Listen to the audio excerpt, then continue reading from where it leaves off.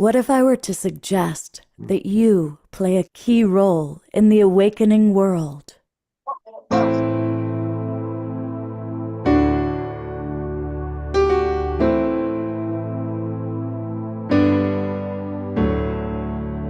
that you are watching this because you have heard the call.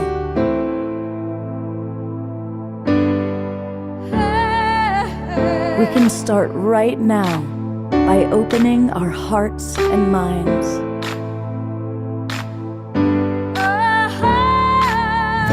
Welcome to the awakening world.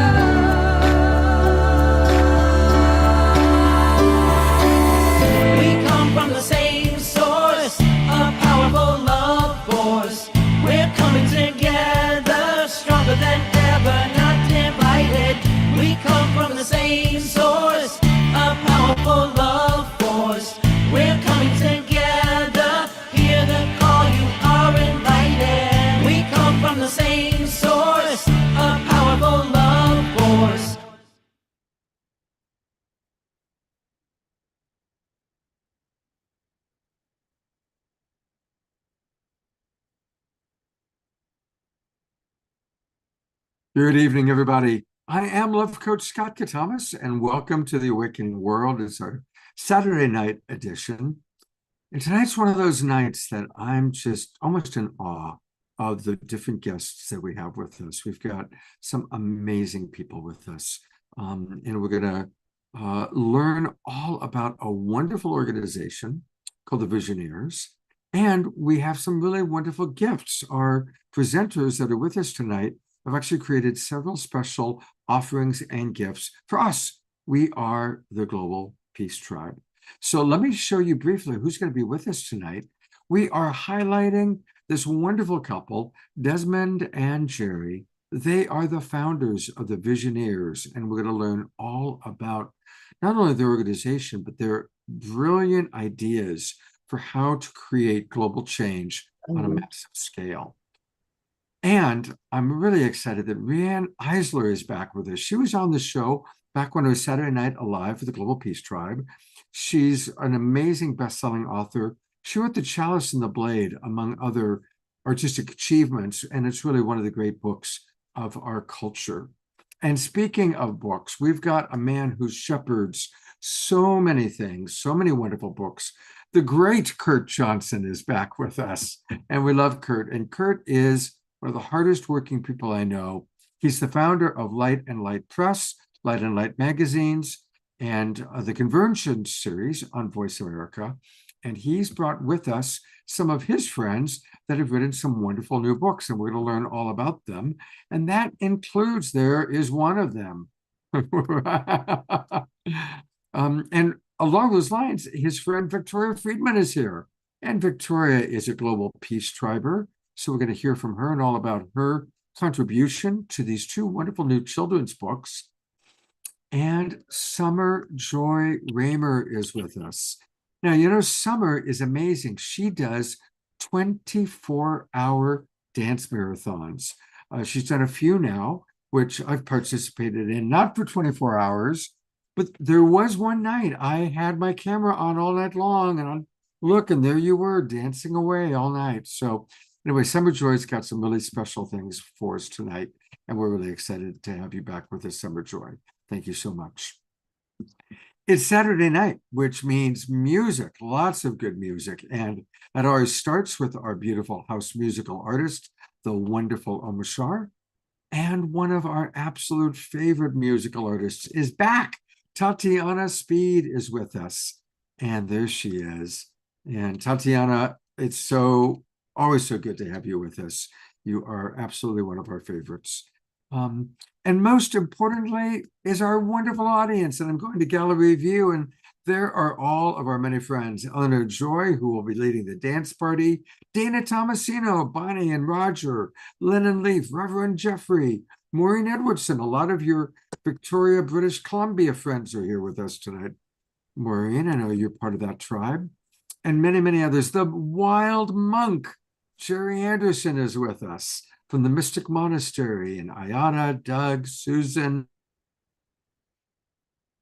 to us from Europe. Oh, it's pretty wonderful to see each and every one of you. And of course, those of you who haven't turned on your cameras, it's great to have each and every one of you with us tonight. So welcome to what's going to be a really beautiful and special edition of tonight's show. So one of the things I thought would be fun, just as a start, is how a lot of you know each other. Because we've got some people here that have been in the realm of creating an awakening world, not necessarily on this show, although most of you have been on the show, for quite some time. And so, Kurt Johnson, I think you've got quite the relationship with Desmond and Jerry, don't you? Well, my connection there, thanks to Tatiana, actually, is a Lifetime Achievement Award. But also, we're working on several projects together through these networks that are working. So it's great to be on another program with you guys again, and great to see you. So I go way, way back with Victoria through everything that's gone in the New York City transformational community for 30, 40 years. Summer and John, clear back to the beginning of Sign and Unity Earth. Rihanna and I met through Global Oneness Summit, and we've been doing work together ever since. And of course, you guys that are all part of the evolutionary leaders community, we're all in the same puppy dog little pot. So it's great to see everybody. And I even know some of the people who are in the audience, because one of them just posted a welcome to me, which is lovely. Thank you so much. Oh, beautiful, beautiful. And I guess we've got a lot of people watching from Australia, friends of Desmond and Jerry, so thank you for that. You know, we were going to have Chief Phil do an opening prayer, but he must be running late. He's not with us yet. So Tatiana, I'm going to go to you in a moment for your opening song. But would you like to share with us a little bit about your relationship to the Visioneers and some of the people that are here with us tonight? Sure. Well, I was going to tell this story a little later, and maybe I'll still save it actually, but I've known Jerry and Des since I was 8 years old. They're very, very, very dear to my heart. They're like another set of grandparents that I get to have, and also two people that have deeply inspired and changed the course of my life, really. It's the reason that I know you, Scott, because of the network that Des and Jerry have opened to me, and I love them dearly. So it's really special to be here tonight with them. Wonderful. Well, we're going to, of course, be hearing from Desmond and Jerry, but we always like to start our shows with music, and we love your music, Tatiana. Thank you so much for being with us, and take it away. Sure. Well, since the theme tonight is love, the two songs I'm going to play for you tonight are love songs. This one is a song that I just wrote a few days ago for my Oasis Women's Circle. Each circle that I lead, I really tune into the group, and a song emerges. It just emerges usually the night before the circle. And I've been leading these women's circles. They've been like just a blessing in my life to be bringing forward this work that's just healing, nourishment for women. And as I brought forward the song for this week, it really felt like the frequency of divine love, and this message to just forgive ourselves, forgive each other, and walk each other home in love. So this is actually doesn't have a name yet. It's still very new, but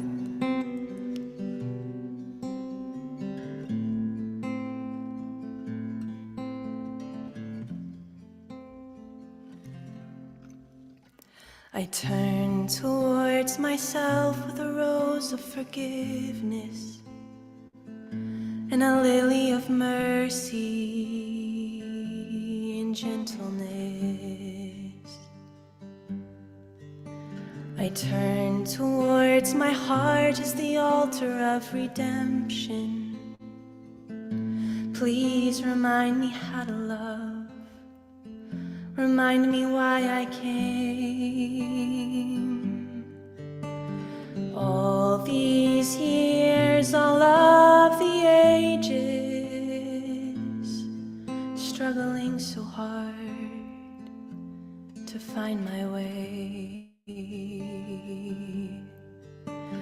All these years, all of the ages, but all of this time I've been held in love's embrace.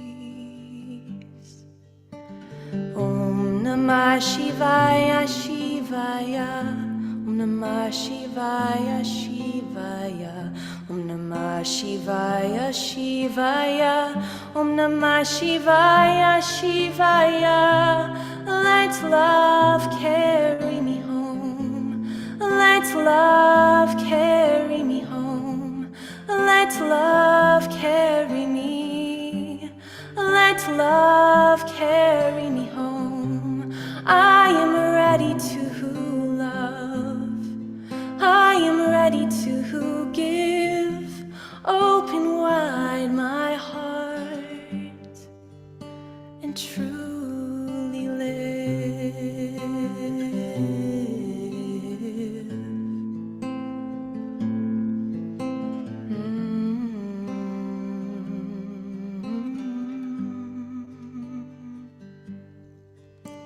I turn towards you with a rose of forgiveness and a lily of mercy and understanding. I turn towards your heart as the altar of our love. I'm so sorry for missing you so completely. All these years, all of the ages, struggling, fighting and forgetting. All these years, all of the ages, all of this time, we've been held in love's embrace. Om Namah Shivaya Shivaya, Om Namah Shivaya Shivaya, Om Namah Shivaya Shivaya, Om Namah Shivaya Shivaya. Let love carry me home. Let love carry me home. Let love carry me. Let love carry me home. We are ready to love. We are ready to see the love that's shining out from you, that's shining out from me. Om Namah Shivaya Shivaya, Om Namah Shivaya Shivaya, Om Namah Shivaya Shivaya, Om Namah Shivaya Shivaya.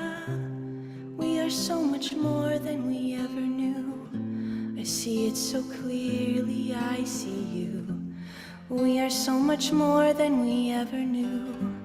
I see it clearly, I see the truth. We are so much more than we ever knew. I see it so clearly, I see you. We are so much more than we ever knew.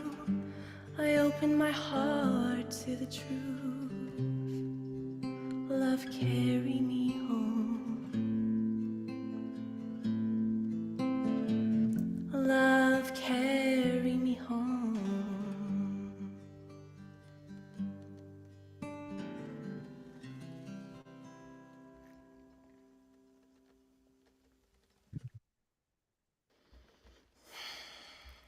Going to gallery view. Let's all twinkle and send our just beautiful love and appreciation to Tatiana. You know, usually during the songs, I like to flip to the different people moving and dancing, but honestly, that was just so soft and so deep. I kept the camera on you the whole time, and the internet was good, Tatiana. We didn't have an internet challenge. Oh, thank God. And I'm so glad to hear I'm that. sure that already people are putting in beautiful comments. Everything from Dr. Laura's song, dog was singing with you, to beautiful comments from Kathy and Susan and Omashar. And I'm sure we all want more Tatiana. She's going to do another song tonight, but there's a chance for us to have an entire concert with her. Tatiana, tell us about what's happening on December 21st. Yeah, so on December 21st, I'm going to be doing, it's called Lullabies for Adults. It's songs like this, just soft, gentle, nourishing music. And it's going to be included with a somatic sound journey, so guiding you into your body and into your heart at the same time.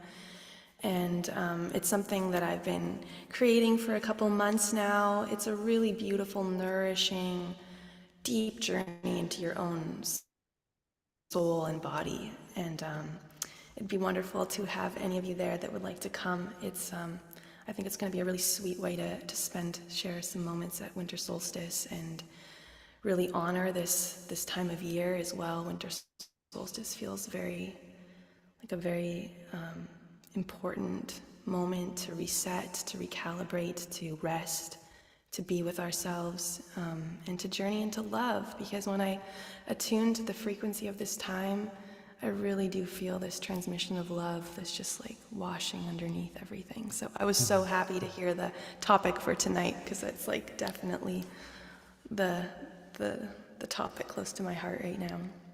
Mm-hmm.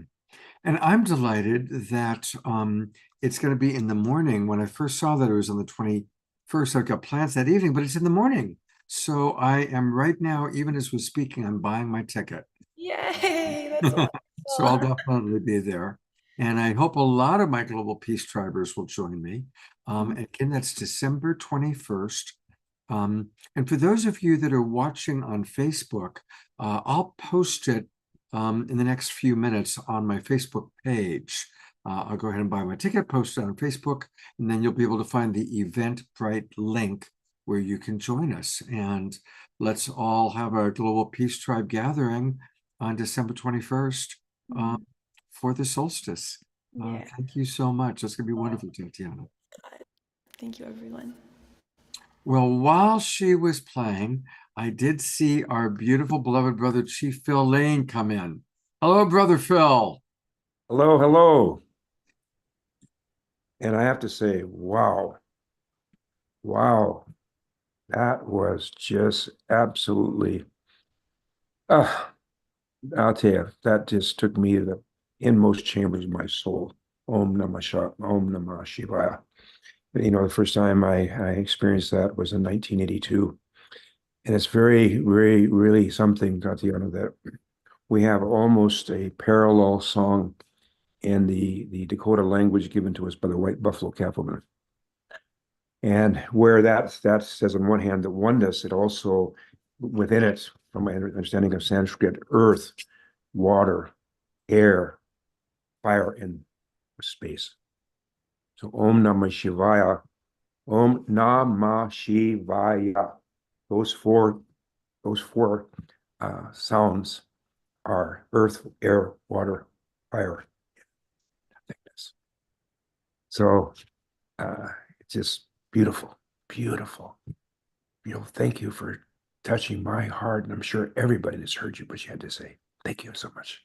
Thank you, brother. Thank you.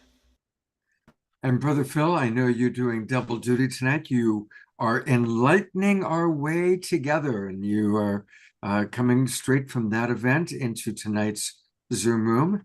And I know that you also are one of the Lifetime Achievement Award winners from the VISIONEERS. And of course, we've got Desmond and Jerry with us. So they're two of your friends. And we're going to be learning all about them and their work. Brother Phil, would you be willing to get us off to start with your beautiful prayer?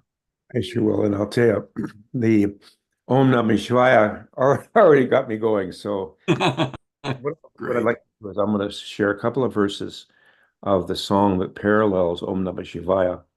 And what this song really says, it says, Wayankiye Chinupa Kile Wakayalo Wayankiye. What it's saying, behold this, calling upon that word, Wayankiye. Behold this. And it says the pipe's sacred, but when we look into the inner dimensions, what is it saying? The bowl represents the earth. That's sacred. Of course, representing the bowl represents Mother Earth. And the stem, all our plant relatives. You'll always find the animal relatives. And each one has a power. Mineral relatives have the power of cohesion or unity. In fact, that's what gives us unity to our own bodies. Water and calcium in our bones. And the plant people have a spirit and power of growth, which we have as well. And the animal relatives that we find in our bundles, they have the power of the senses, in fact, even greater than ourselves, because that's why we watch everything. Little birds have tympaniums in their ear. They can sense pressure changes way before we can. So we can foretell the weather to these little animals. The horses will move a certain way. And then we put that pipe together, the stem representing the male part of the dimension of our soul, and the bowl, the female, and put those together. That's the creation. As you see the mouth, it says we're all sacred. And I'll say a little prayer after that. Oh, God, I got to tell you, I love this program. You do the greatest. I'll tell you what. And I see such incredible, brilliant people here, and it's everywhere.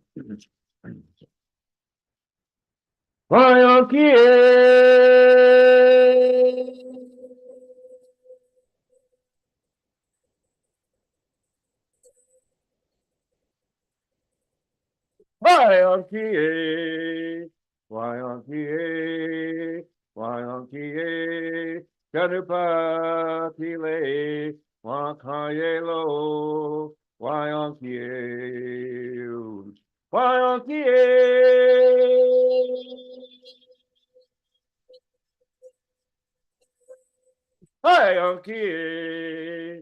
Wayankiye, Wayankiye, Ganupatile, Wakayelo, Wayankiye. Oh, Jakasha Wakanta. Creator of the universe, most beloved one, all powerful one, most kind one, most compassionate one, ever forgiving one. Oh, most magnificent one. Oh, ancient of days, oh, blessed beauty. We just give thanksgiving from the very essence of the inmost chambers, our soul and heart, for being alive in this sacred day, the day that shall not be followed by night, the day in which all the sacred prophecies, all those visions of our visionaries, all are coming to unfold right here around us and within us as we move, Creator, through your grace and strength to unifying our human family, ending war, and beginning peace on earth by 2030.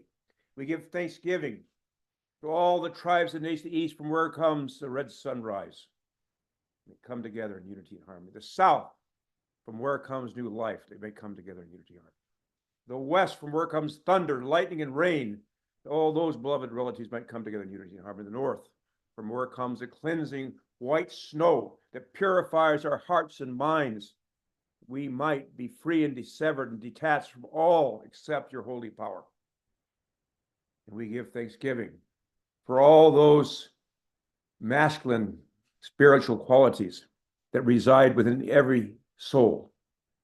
And we would give honor and respect to our beloved Mother Earth and her spiritual representative womankind, and all those sacred qualities that are within our hearts and minds. And Creator, may we truly understand the eagle, the condor, the quetzal, the hummingbird have two wings. And as we know, the spirituality is women and men have always been equal. All those spiritual qualities are one. May we realize this physical world of time and space, that until both wings of those eagles have equal power, respect, and honor, all those spiritual capacities become one, we will not have peace on earth, nor will we fulfill our promised destiny as a human family. And Creator of all good things, We also want to give thanksgiving for all those relatives here with us in the unseen world.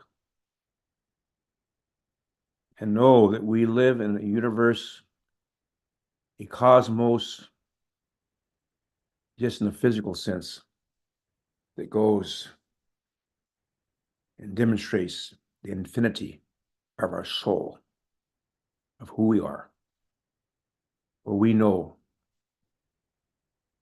and help us to better understand the prior unity of the oneness of our human family, that we've always came and been one.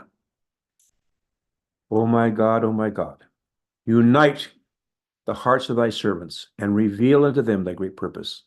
May they follow in thy commandments and abide in thy law. Help them, O God, in their endeavor and grant them strength to serve thee. O God, lead them not to themselves, but guide their steps to the light of knowledge and cheer their hearts by thy love. Haul mi chante washte alo shunk mano hamedo chirupasape medo haul mi chante washte alo how. And I want to say, Brother Kurt, I see you here. You have done such a magnificent job. I see you here in Visioneers as well as you've done evolutionary leaders. Thank you so much, and each and every one of you. It's such an honor, Scott. It's such an honor to meet you. It seemed like I already knew you when I saw you together. Hey there, Kurt, Brother Kurt. Thank you so much for all your great service. Thank you. And And we go so far back also in the work around Pine Ridge and the area, that whole area of Western South Dakota where I grew up. And my father was curator of the Native American Museum there at Fort Robinson, where Crazy Horse was assassinated. And so that's all, all these connections are so deep. yes, well, thank you for sharing that part. Thank you so much. Thank you so much. That gives me a whole deeper understanding of why you're right there with us. These little history we don't get a chance to know. And I didn't really realize until you meet Scott in person, he's a big, tall guy. Tall guy. I mean, I felt like a little midget standing next to him. Well, kind of short anyway. It was wonderful to finally meet you. Really, really beautiful. We were all in Las Vegas together for Stairway to the Stars. Yes. And you, of course, have been spending time with our beloved, the Twin Ray community. A lot of Twin Ray community are watching right now. And do you recognize that photograph behind me?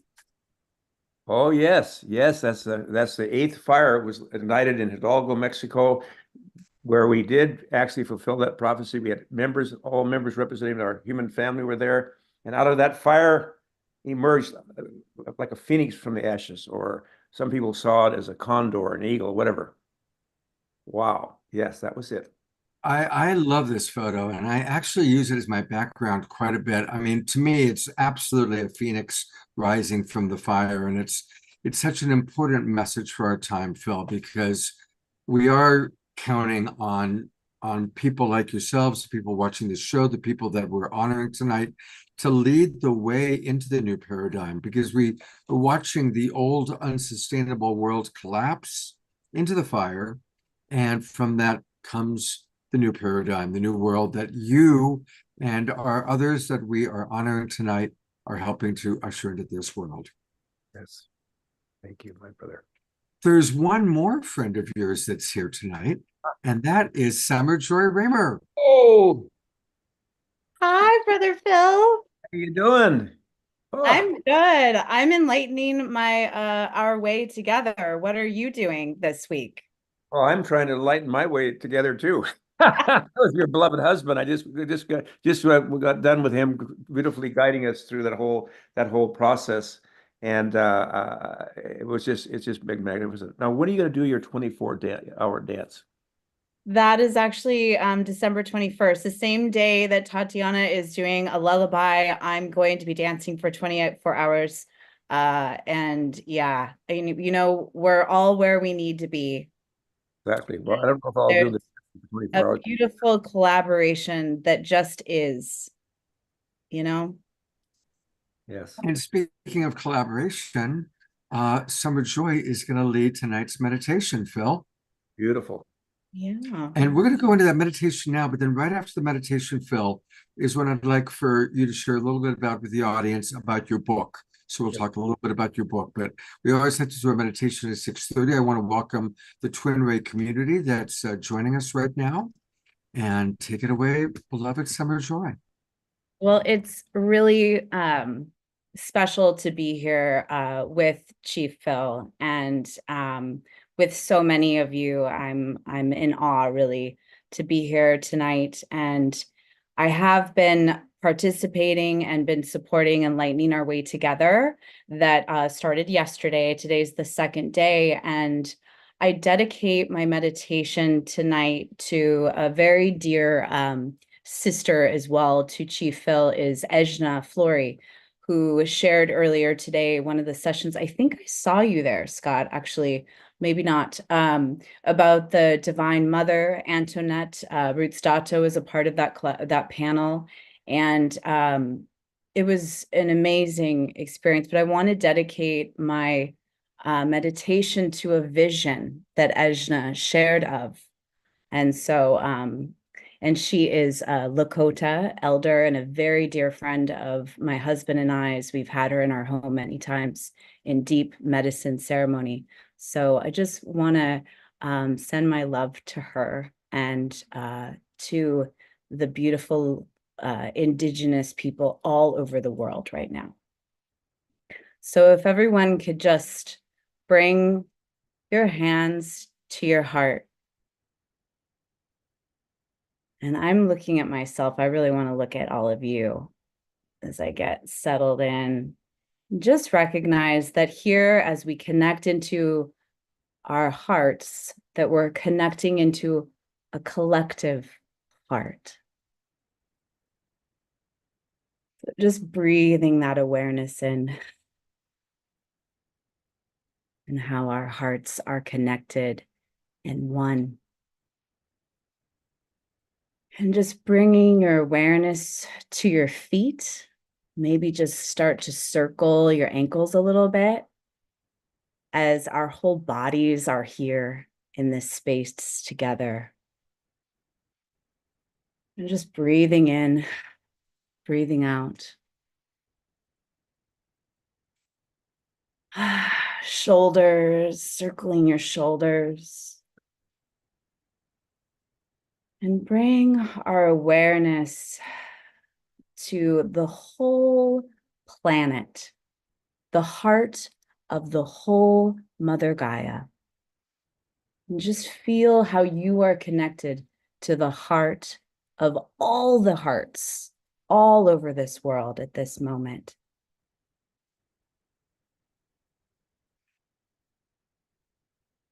And imagine you are standing outside with all life right now.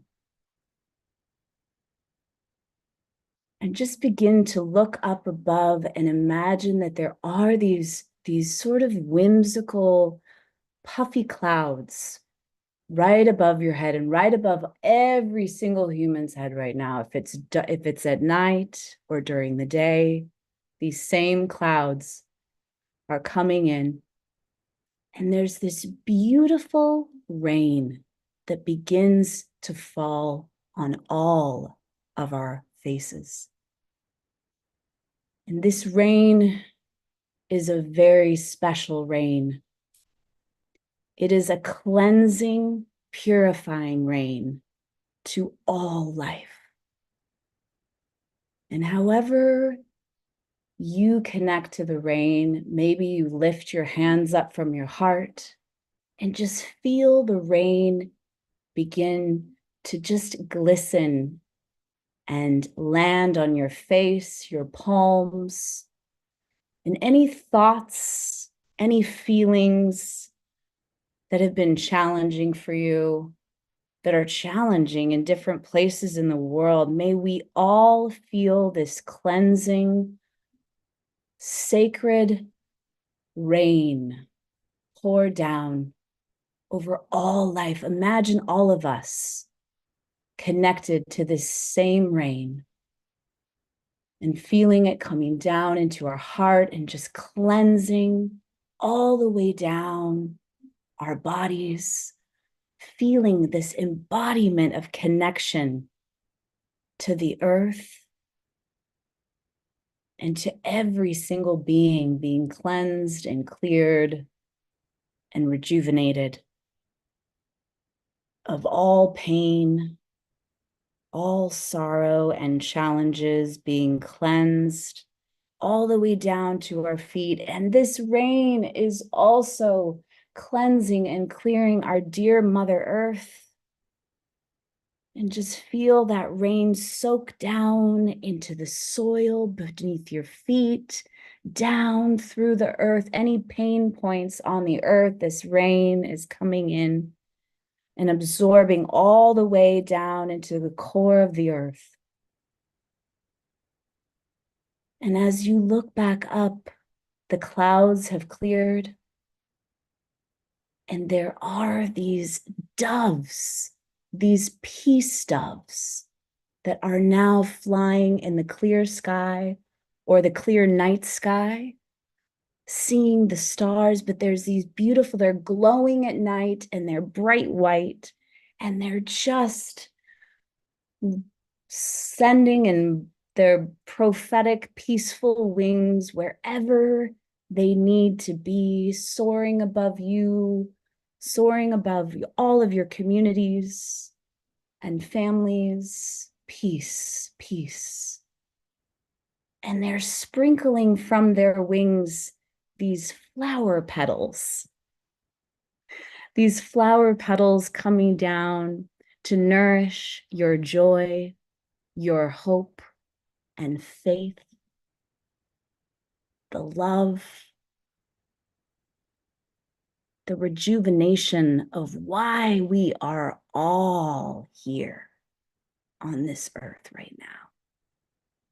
Reconnecting to our hearts. You can bring your hands back to your heart and just feel yourself right here in the room that you're in, feeling the connection with those that are next to you.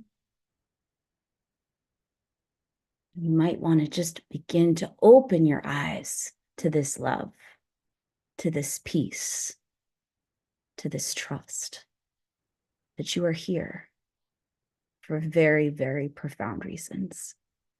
Thank you. Oh, thank you so much, beautiful Summer Joy Raymer. And Summer's going to be back. We've got a whole very special gift from Summer. We're going to learn all about what she's doing. So we're going to get a lot more Summer a little bit later on. We're going to get a lot more Summer later this winter. And we'll see. That was a beautiful meditation. Thank you so much. And while we have beloved Chief Phil with us, I do want to let people know a little bit about this amazing week that started yesterday, that Phil is a big part of. And so there he is. Hey, Phil. Yes. Looks like you got a chance to have a little bit of a bite to eat. I'll tell you, whenever my wife cooks, I got saliva starts running down my face. I know you still got some food on your lip there, whatever it was. I hope it was good. Phil, tell us about these timely conversations. We are the Awakening World, and you're doing an Awaken series. Tell us about this.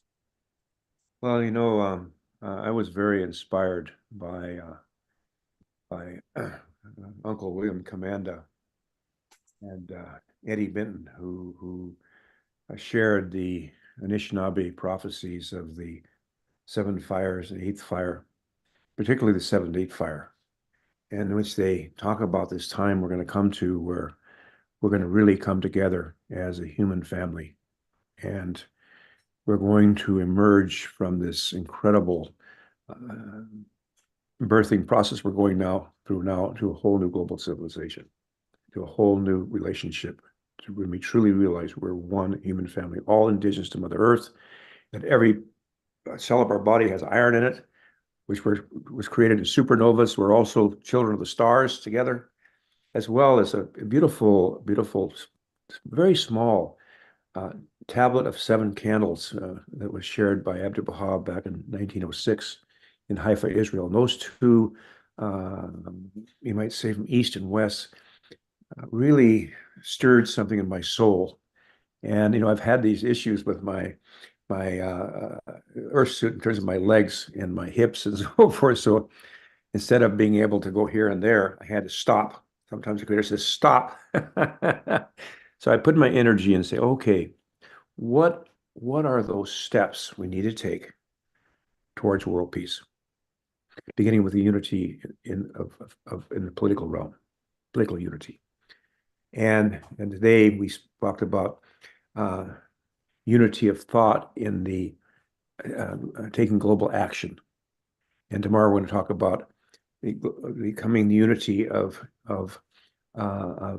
religion or spirituality, in terms of using the real root word of religion, which is a Latin word that means to reunite. And really enlightening our way together really began with the tremendous work of Ben Bowler and Unity Earth and World Unity Week, which started 4 years ago, which I get the great honor of being part of. Of course, it goes around to International Peace Week and so many other events. And so we really hadn't had a chance to really share from kind of an indigenous framework or integrative scheme of thought. So that's where Enlightening Way Together was created in 2020. Kristen Hoffman, by the way, played a tremendous role in actually the spiritual fulfillment of the prophecy, fulfillment of the prophecy of the Rune, the Condor, and Eagle, but truly the coming together of all the indigenous people, which is from that's prophecy says that we come together, so will the rest of the human family come together. So what we're doing is we have 6 more nights. Every evening at 5 o'clock from 5 to 6, we explore each new chapter. And then on the 22nd, we'll release this in 27 languages.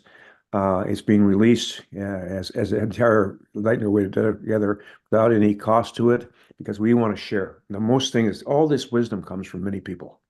So we're sharing it in 27 languages on that day. We'll also have an audio book thing. And of course, if people want to share and contribute and support our work, that's fine. If not, that's fine. Because it's time that we really share with one another. And so that's what we have. I don't know. We're still growing. We had over 70 presentations at the beginning. I think how Brother John and my beloved sister, the great joy, the joyful summer. How in the world they do this, I have no idea. I mean, they've been at this, who knows what's animating all of us. It's just like sharing with Kurt and all of you here. Every one of us is truly a sovereignty, ancient and perishable and everlasting. Each one of us is endowed with infinite spiritual capacities and potentialities, which are being manifested right here and now, right here. So I guess that's what we're up to. People are welcome to join us. We'd love to have you join us. They're still open for workshops. I don't know how they do that, but our thing is we keep adding new rooms. And now we're getting ready. I say this, I'm not afraid. We do have a few more pretty challenging birth pangs yet to go through. 2024, prophecy said it's going to go to the place where we really have to be as a human family humbled in a way. To really humble, we have to become humble. And so we have some more challenges coming up. So we could either choose to be part of tearing down the old and getting involved in that pain, or we can be not resistors, but builders, creators. That's where I want to go. I want to stand in my spiritual strength, our spiritual strength, and move the positive alternative which we wish to create without giving away our energy fighting the negative. And that's what you're doing. Everything you do is about that. Let's focus on that. Person has 10 bad qualities and 1 good one. Look at the good. If a person has, and what I'm afraid of in politics today, person has 10 good qualities and 1 bad one, they focus on the bad one, the negative one. And that's going to take us nowhere. Anyway, thank you so much. Beloved Phil, thank you so much. And just so people know, we put it in the Zoom room chat, but for everybody watching on Facebook, you can learn all about enlightening our way together by going to globalfire.earth. Globalfire.earth. It's a week-long series that began yesterday. So it's from Friday the 15th until the 22nd. And it's going to be, there's so many beautiful events going on, including this conversation every night at 5 o'clock Pacific time with our beloved brother, Chief Phil Lane. And it's all going to kind of culminate in this book that he's put together the 7 fires of global unity, and now the 8th fire has been lit. So every night at 5 o'clock Pacific time is when you can converse with our beautiful beloved brother Phil Lane. Phil, thank you so much for all that you do and blessing us with your presence. By the way, on the 22nd of this month, it is going to be, wow, what a day. What a day. This is going to be the culmination of 2023, getting ready for us to go into 7 days of quiet, and then Martin Luther King. Whoa, wow. Love you. Love you, Phil. Thank you so much. Thank you. So to transition us into the next part of tonight's show, there's so many beautiful wise elders, and I can say elder because I'm 67, so I can call some of my colleagues here wise elders. We just heard from Brother Phil. We're going to meet Rihanna Eisler. We've got Kurt, Desmond, Jerry with us. There's another wonderful elder that has been such a big part of helping us understand our world, and that's Dr. Jude Curvin. Now, she's probably sleeping right now because she's in the UK, so she's not going to join us live. But here is a beautiful video, The Story of Gaia, which is Dr. Jude's brilliant, one of her masterworks. And we're going to watch this video. It's short, and then that's going to lead us into the next part of the show. Enjoy.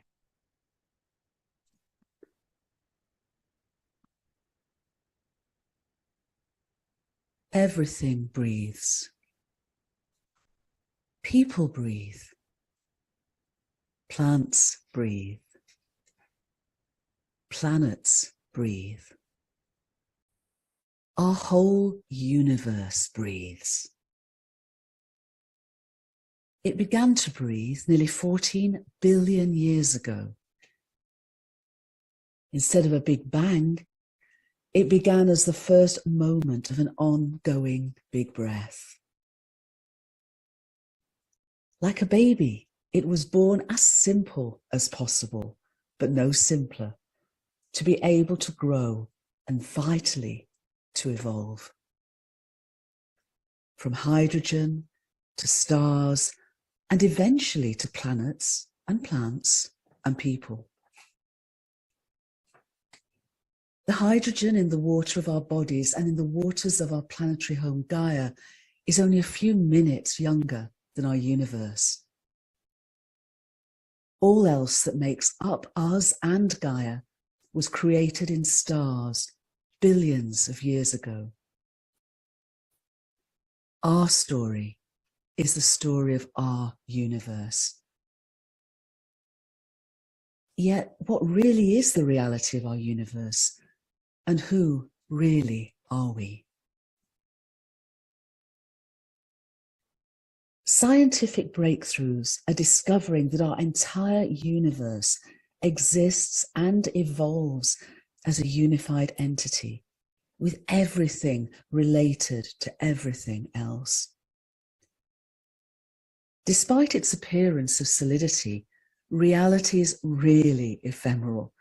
99.999999999% no thingness. Its material appearance, seemingly made up of separate objects, isn't its deeper reality. All its energy and matter and space and time are its appearance, not its deeper reality. Instead, they emerge from more fundamental levels of cosmic intelligence and causation. Cosmic intelligence and causation that expresses itself as meaningful information. Meaningful information that informs all we call reality. Meaningful information that's expressed in complementary ways as energy and matter, space and time. And holographically manifested, our universe is literally a cosmic hologram. Its wholeness is expressed in the interdependent complexity of its diverse parts. The alphabet of its informational language is made up of only 2 letters, 1 and 0. Just as in our digitized technologies, they combine meaningfully to inform all we call reality, from hydrogen to stars to planets and plants and people. Like our digitized technologies, universal digitized information is pixelated. The scale of our universe's pixelation, though, is more than 1 trillion times smaller than our best high-definition technologies. As small as to the size of an atom is to our entire universe. Named after Max Planck, one of the greatest pioneers of quantum theory, from the minute pixelated Planck scale, the appearance of our entire universe emerges. The dynamic informational patterns and processes of its wholeness are being discovered at all scales of existence, from atoms to our entire universe, and through many fields of research, ranging from physics and chemistry to biology and the studies of collective human behaviors. Instead of a great thing, our universe is a great informational thought in the infinite and eternal mind of the cosmos. We don't have mind and consciousness. We and the whole world are mind and consciousness. Beginning 13.8 billion years ago, not in the implied chaos of a Big Bang, but as the first moment of a wonderfully fine-tuned, beautifully ordered and ongoing big breath, our unified, conscious and essentially living universe exists to evolve. As space expands from its minuscule birth and time flows from past to present to future, its profound evolutionary impulse from simplicity to complexity and ever greater levels of diversity and self-awareness is not random, but informationally and purposefully guided. We inform and are informed by our entire universe.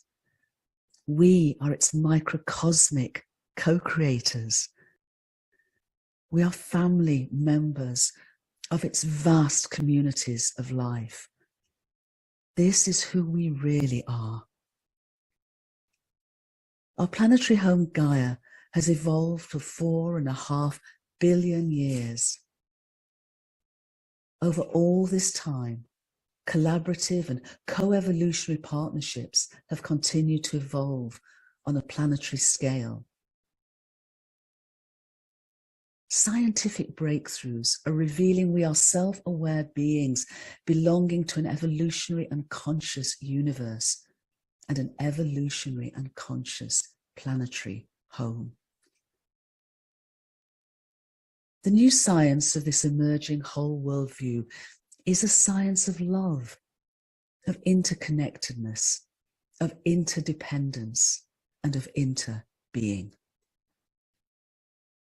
Yet, we've forgotten that we're inseparable from each other, Gaia, and our whole universe. As a result, we've come to a tipping point as a species and as a planet. To survive and thrive, we can't go on behaving as we have been. This is our moment of choice. We need to wake up and remember that we're inseparable and realize that now our own conscious evolution is a vital part of Gaia's own evolutionary progress and purpose. The new science of love is showing that we are multidimensional beings with natural, supernormal superpowers of intuition, and much more. This is who we can remember we really are. This is who we can evolve to become.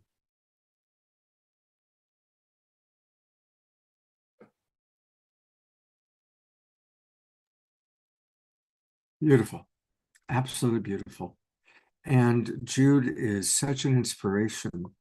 And I'm going to bring on Kurt to share with us how that inspiration has led to a children's book and to what we're talking about tonight. Hey, Kurt. Yeah, hi, and hi, everybody. So I think you noticed right away that Jude's message is the same as Phil's message. Because what modern science is finding out today about the absolute unity of everything is what all of the native peoples knew because of their intimate relationship with nature.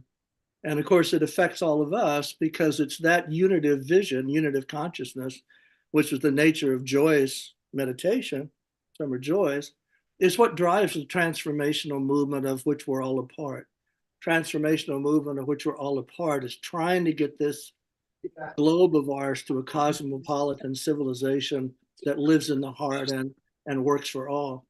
So I think you all know that out of Jude's work and from the 23 synergy circles of the evolutionary leaders came this document called the Unitive Narrative. And I'll put links into it into the chat, but it's used as the guiding light for all the 23 synergy circles of the evolutionary leaders, which are engaged in 23 areas of engagement, every good cause you can imagine. And they're all connected because of that unity. And of course, that was so intimately connected into Rian's work and Rian's whole legacy, because the question that Rian asks is, how do we get to partnership consciousness?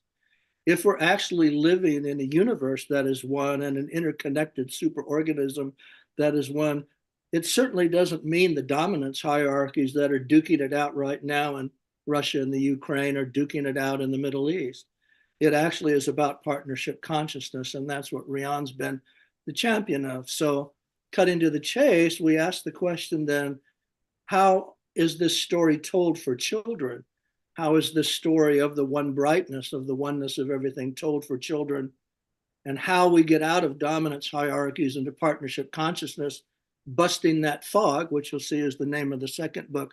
How do we get there? So we ask, what does that story look like for children? But actually also we ask, what if all the children in the world, for Russia, Ukraine, all over the Middle East, had been told that story and not the stories about this that they had been told? It'd be a different world. So in our work in the transformative community, all of us, it's really about how we communicate that unitive narrative and that unitive story to everybody at every scale, because time is short and there's so many difficulties out there. So it's an absolute treat to have Rian here, to have Victoria, who put this into pictures and a story. And I'm going to turn it over to them because it was an adventure how we did this. And it was fun too. It was also fun. So over to you guys. Well, thank you so much, Kurt.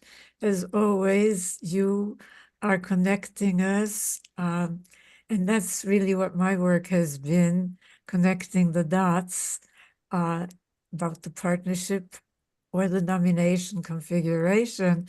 And I'm happy to say that thanks to Victoria, we now have a children's book, Fog Busters, which is all about care. Because what holds us together is really caring connection, isn't it? And that is something that children know. Well, they feel it. They're dependent on care from the day they're born. And really, we were all dependent on care. But there wasn't any children's book that focused on care. So anyway, that is what Victoria managed to communicate. Thank you, Rian, and hello, everyone. I think we have another part a little later, Scott, so I'm going to just tell you a little bit about brightness. because this is the book that the Unitive Narrative Circle people asked me to write for children. And I want to tell you, this is our story. This is the story of everyone on this call and everyone we know and everyone in Unity Earth and on the Global Peace Tribe. This is our story. So I'm going to just share a little bit about this story. I'm going to share some of the book spreads. Okay, so One Brightness, the Eyes of Love, starts off. What does it start off with? Nothingness, no thingness. Now, how important, I have to say, all of us, parents and grandparents, this is a book you can share with children anywhere from, actually it's being read by 3 to 10, 12-year-olds, because it's really, it's not a book about time. So, look at this, it starts with no thingness. Jude and I worked on it together. We were going to start on the breath, but the breath to a 3-year-old, it did not work. So it starts with nothingness. So it's a chance for everyone to talk to the children about nothingness. And suddenly, from that empty darkness, a sound, just like a baby's born, a sound came out, right? And then in just 3 minutes, from Jude's book Gaia, in 3 minutes, a gigantic light lit up the universe with one brightness. And guess what? From that brightness, sparklings, that's you and I, all the people here, sparklings with eyes of love beamed out. And you see, these sparklings, they went into the objective universe. They became stars and planets and solar systems. And Jude definitely gave me the way this all evolved. And then it was very hot and it cooled down. But the important part is this: a little teeny tiny planet Earth. The sparklings came down here. And guess what they manifested in here? In the objective world, in the world that we see, in the evolution. Birds and dinosaurs and apples and water and fish and diamonds and you and me. And you and me, we are part of that universe. And we were all different characters, but guess what? We all knew we were one brightness. But what happened? What happened to all of us on this earth? Because we're sparklings of one brightness, guess what we do? We create. It's our nature. It's our very nature to be creative. So we created so much. We are such a creative force. Just look around. So we created skyscrapers and Legos and Squishmallows. This is a Squishmallow. It's the nicest toy now. It's been very popular for kids, and Legos. So we did all this, and guess what happened? We turned our eyes away. We got so excited. We're very young. You don't blame us. You cannot blame a child. I just want to ask everyone here, would you blame a 5-year-old for all the things that our species has done? A big question in our team. Our team went through this question. Would we blame, because a lot of blame goes on the human being. So would we blame that? A very big question. These have very big questions in them. So we got busier and busier. There's a grown-up in front of a computer. And guess what happened? A fog came in. A fog. Unconsciousness. The separation from brightness. Foggier and foggier. Everyone felt separate. We wanted more, right? More money, more toys, more pizza. Everybody felt alone and scared. The animals looked sad. Look what happened. An opportunity for you to talk to the children about deforestation. Now, I would not talk about deforestation that way. I would say, some people, they got so much in the fog. They got so much in the fog that they started tearing down trees and putting plastic in the water, and see the rocks are gloomy. Everything turned gray. And some people didn't care. They didn't care. That's the way it is. It's okay. I'll live with it. But some of us decided to look into the fog, right? Are we going to look into that fog? All of us here, years and years of staring in that fog with our eyes of love, looking at those seeming monsters, because, no matter how dark and spooky it may appear, one brightness is always here. Now, I cannot tell you what happened because we saved the day. So you'll have to buy the books on Light and Light or on Vista View, my website. And And don't worry, it's a So not-for-profit. it's not for profit. Yeah, so I just want to say that it's just such a joy to work with this team that we work with Rian. We'll tell you Fogbusters in a little while, okay? Fogbusters, that is a story, okay? So that's all, and I hope you buy the books. Buy the books for your children and grandchildren, because it's a real opportunity for them to speak. And the frequency of evolutionary leaders, the tonality, the mind print needs to be seen by children. Children have to hear that, because you know what they're hearing? They're hearing relative materiality all the time. And it's in the sound, it's in the frequency. But So thank Victoria, you are all you, for are you listening. going to show some of the illustrations, your wonderful illustrations from Fogbusters? I Yeah, I think we think come back. Scott's going to guide us on when we graduate from One Brightness to Fogbusters. So Scott, tell us how Yeah, you what I thought work we would with it. do, we're just going to take a brief 5-minute break because we haven't heard Omoshar music yet. Yeah, well, then we'll do And we can't go too much longer than an hour without some Omoshar. So we're going to have a quick song from our beautiful house musical artist Omoshar, and then we're going to come back and focus on Fogbusters. But Victoria, that was a really beautiful presentation. A little bit of a tease, leaving us there in the, in the middle there. But I think you did a beautiful job in their beautiful animation, and what a wonderful story. So we will be back with Rian and Victoria and Kurt and learn all about Fogbusters, but it is time to put on our dancing shoes, everybody. Well, I'm not too sure about dancing shoes. I was I will definitely buy those books. I have children around me who need to hear that. And I was kind of lulled into a bit of a lullaby there, Victoria. And yes, how profound. And imagine if we had been given those books at birth or in the first few years, we wouldn't have had to sort so much stuff out. Anyway, here we go, and let's see what happens.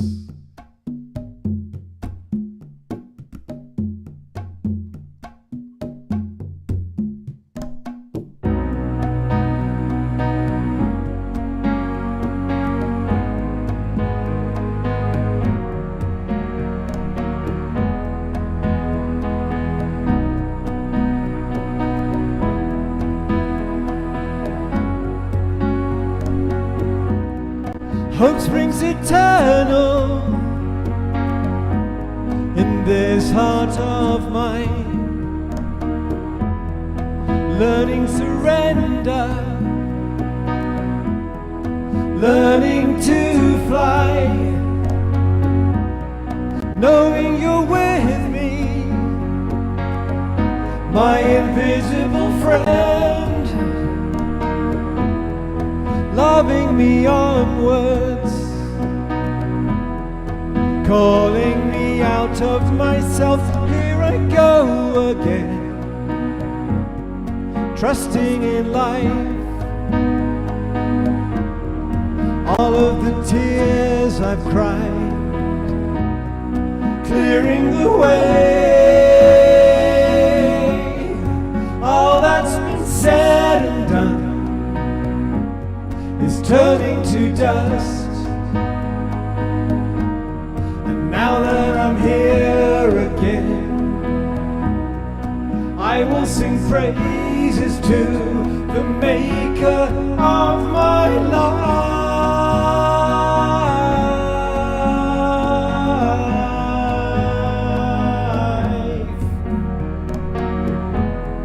I will sing praises to the maker of my life.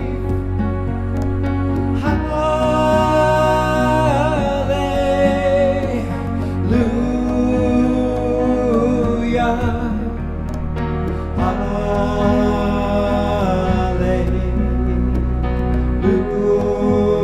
Hallelujah.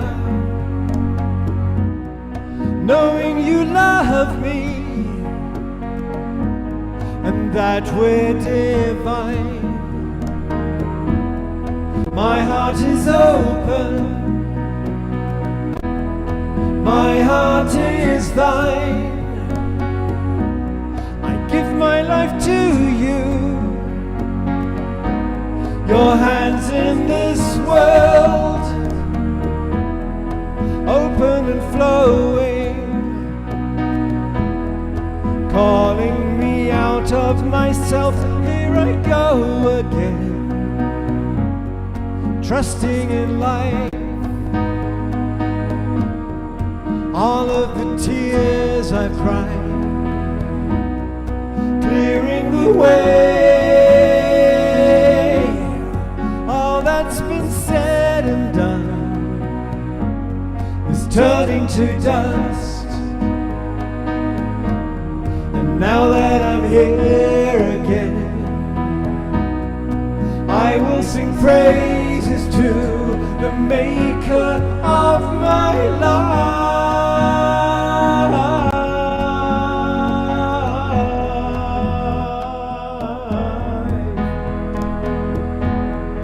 I will sing praises to the maker of my life.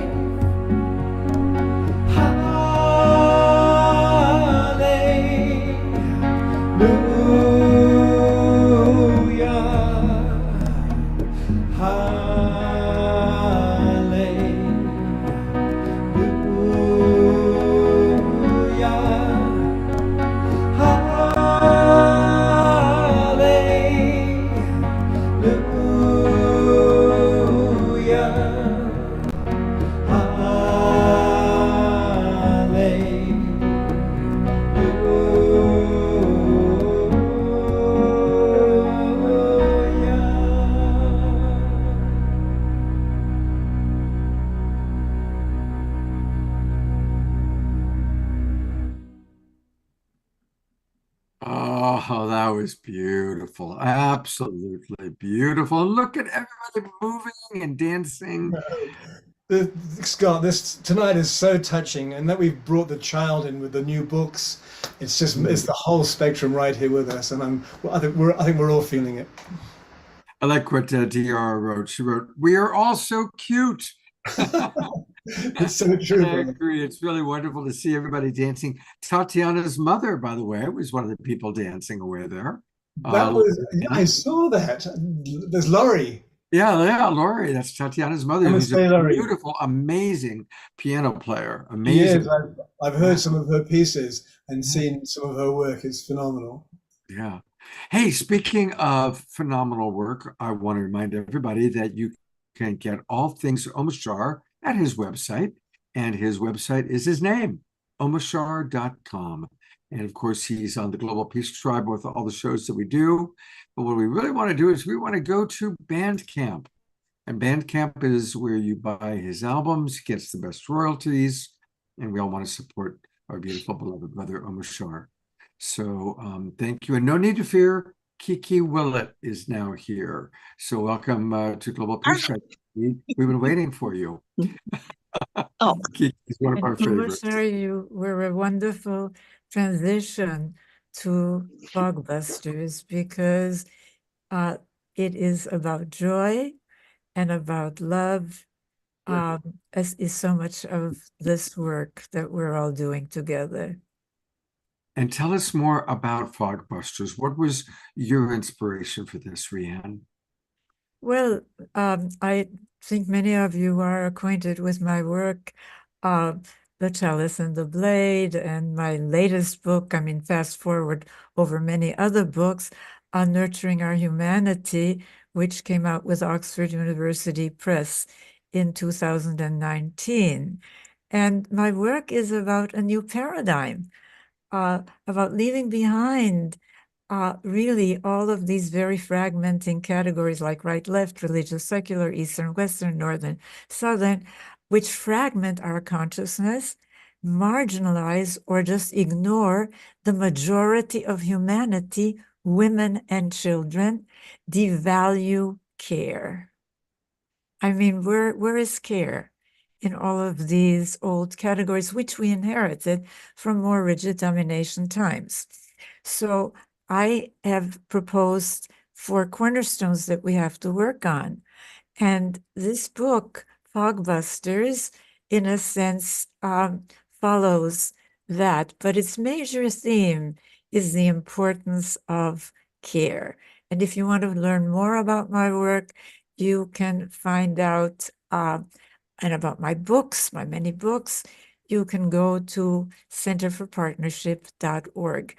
But I want you to see some of the images from Fogbusters, because what happened is that Kurt introduced me to Victoria, and Fogbusters was the result, with her wonderful and Ellen's wonderful input and illustrations. So, Victoria, are you on with Fogbusters? And then we can talk a little bit more about it together. I sure am. And it's so incredible to work with Rianne and our whole team. This was a party. It was a party every Sunday. I want to say that when Kurt asked me to work with Rianne, I started reading her book, and there's a lot of books. There's not just one book, and there's a lot in them. You can't just fast forward. But I was reading them, and then I heard about her 4 cornerstones. So see that word 4 and corner and stones. So you watch for that in the book, okay? Because before I even met her, I all of a sudden I saw immediately, I got immediately that there were 4 children, and they were born in the 4 corners of the earth, like the 4 directions. And there's a lot about the stones. So when I met Rianne, I just said, I don't know, it's already coming. The story just flows out. So I want to show you a little bit of screen share on the Fogbusters. So, oh my God, this is the wrong thing. I'm sorry, Rianne. Okay. So we don't have the dialogue here, Rianne. For some reason, the same problem. So Fogbusters also starts in one brightness. One brightness. Where are the pictures? You don't see the picture? I'm not showing it. I do not We're see not the seeing pictures, no, pictures. Victoria. Oh God. I'm sorry. Do you want to do something else and come back and I'll try to find them? I thought I I'm had them. sure. Hey, Well, I this tell is you, I think that Victoria's illustrations of the book are wonderful, and I'm sorry that we don't have them for you here, Oh, but it is the story. And Victoria, I'll tell a little bit of the story while you are looking for the illustrations, okay? And perfect. what happens is that it does start with this wonderful planet of ours. But then this fog comes in, and the plants are concerned. Yes, Mercury is retrograde. Well, the domination system is really what the fog is all about. It's the need, after many, many, many years, as I show in The Chalice and the Blade and in Sacred Pleasure, which is another one of my books that I really highly recommend. It's about spirituality and sexuality. But after many years, this earth, this beautiful earth of ours, gets fog. And the fog is the domination system. It's exploiting nature. It's children are not treated properly. Women are not treated properly. The divine feminine is written out of the picture completely in some religions, or subordinated, as we see in Hindu religion, with Shiva 4 times the size as Shakti, right? And then these 4 children are born through the intervention of Mother Earth and a wonderful fairy.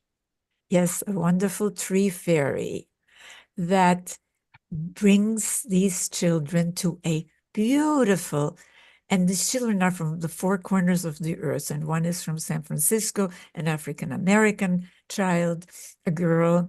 Another one is, I see that Victoria has her something. There we go. So you see the 4 children, right? In this picture that Victoria is showing, and they are from the 4 corners of the earth. One, as I said, is, and their names, by the way, spell care, C-A-R-E. And Akali is born in San Francisco, and there is this blonde boy born in the Arctic, and then there is this wonderful other boy, because it's very much of a gender partnership here, who is born in Rio de Janeiro, you know, where they dance all the time. And of course, then there is this girl who's born in Thailand, in Asia. And if you pull up the things, and I'll let John, Victoria. could I just come in here? Yeah, Yes. I'm gonna have to just, so I just want to get people the idea that, you know, this is also about the fog. And this is about the fog is there in the earth. And although all of us look in the fog, it was still not completely gone. And Olivia, the tree spirit, she was the caretaker of the world. She takes care of the world. And she was very concerned. So she went to Mother Earth. And over here you see Mother Earth. This is her hands. I kind of like putting jewelry on her. I don't know, it's a lot of fun. So here's Mother Earth, and Mother Earth went up to the universe, And she said, you know, look what's going on here. It's really bad. So the universe sent these 4 children right here to come here to do something here. And these 4 children, they were in all 4 corners of the earth. Okay. And what happened to them is really interesting.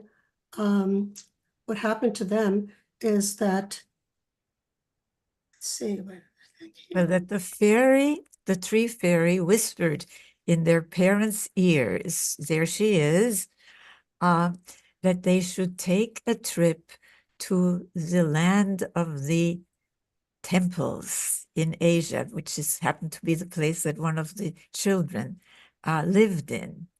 And I'm so sorry that you can't see the temple, because it's really, the temple is Angkor Wat. And I've been there in Ta Prohm, where the trees that come down, they go to the bottom. And Olivia they went into the temple, and Olivia was there, and she told them to pick up 4 stones, magical stones. And they put their stones in their fingers, and they became care rings that they can use when they go on their way. And then, oh, here it is. Here they are actually entering the temple. You can see the temple. If any of you have been to Cambodia and gone to Angkor Wat, you would kind of maybe take a look at that. That's the temple. And there's the bus, and there are all their parents. The parents were outside getting just to know each other. So that's what happened. And then they returned home to the airports. They got these magic rings. And when they got the magic rings, they transformed all the color in Asia. In Asia, everything was transformed. So they got back to their airports. See these airport signs? These are all the airports back in Iceland and in California and in Brazil. And when they got back there, the news had gotten out. You know how media is. And they all knew, everybody knew what had happened. And there were people around there. Now, the reason this happened is, if anyone knows Deborah Muldo. So we were running this past with Deborah, and Deborah says, well, what is their challenge? Like, what's their challenge? I mean, they're going to become fog busters. They just can't become it without having some challenge. It's our way, right? As human beings, we have to have challenge. So they got back there, and guess what? People were having placards saying, we like the fog. Keep the fog. I don't want to change the fog. Some of us were excited. Hooray, this is what we're waiting for. Others were worried. Will my cat be okay? Will it be too bright if the fog goes away? We actually considered saying, well, a lot of the industries that deal with fog equipment would have a very hard time with that. But we did not go with that. There's a lot of things we didn't go with, okay? Because there was a Sufi scholar on this team and a theologian. So you can only imagine. So what happened then is Olivia, through their care rings, broadcasted out. And I can't tell you, again, I'm so sorry, but I can't tell you, you know, what she told them to do. But it's a very, very spiritual effort, an effort that we all know about. and something that we all just absolutely are living ourselves. We're living it. It's just now you can explain it to the children. You can talk to them what it's like to care and what unconditional care means, because that's very unusual to try to tell a 5-year-old what is unconditional care. Very important. Have you had the Okay, opportunity to get feedback from children? Like, Yeah, I'll put the link to the video in the chat, and it opens with children reading the book. So wonderful. yeah, absolutely. Because anyway, how this connects to divine child and our innocent nature, which knows all of this to begin with until it gets fogged over. That these kids got called to actually be the people who bust the fog. And of course, as in many Hollywood movies, once they ignite that awareness, it ignites, it ignites, it ignites. And of course, you can imagine the happy ending when it's ignited all over the world, which is, of course, the same dream that we all have, the global peace tribe, and what? The awakening world. They live connectedly ever after. They live connectedly ever after. Connectedly ever after. And Scott, I have to say, maybe Omashar can do the music for Fogbusters and brightness. Well, let's see what Omashar thinks about that. I'm looking for him to bring him up right now. Wouldn't that be great, Rian? Oh my God. Oh my gosh, it'd be fabulous. And Omashar is just the most wonderful person to work with. I can see there that. he is. I can see Omashar, that. you are being enlisted to do the music to the animated version of these books. I would absolutely adore that. And my favorite people on the planet are children. That's just the way it is, because it's so uncomplicated. And I would love that. I would love that. Thank you. But listen, oh my God, Rian. I am so, first of all, I want to thank Scott, and I want to thank all of you for being here. I am unfortunately have to leave, but I leave you with this. I love the idea, and I love the book, and I love the illustrations in Fogbusters, which really shows what the domination system has done to our consciousness, and we have to come out of that fog. We're talking about a paradigm shift, aren't we? And that's hard to explain to children, but not hard because we have this book called Fogbusters. So I'm going to go, and thank you so much, Scott and Kurt and Victoria and all of you here for being here. And arrivederci, as they say in Italian. See Thank you you, later, Rian, for your alligators. beautiful Bye-bye. lifetime of work. Thank you so much. Thank you so much. Bye-bye. What an Yeah, honor. I'm putting the link into the chat to the book launch video, because it starts with all of these children reading the book. So I'll stick that in here. Fantastic. One of the children who was 10 years old, which is, we thought a little old, he told his aunt, he told his aunt that it's so good to hear that we can do something, that there's something we can do, but because they hear everything, you know. Yeah. They hear it all, and it's hard. Victoria, while we have you here, tell us a little bit about your work and Vistar View. Oh, wow. Yeah, Vistar View.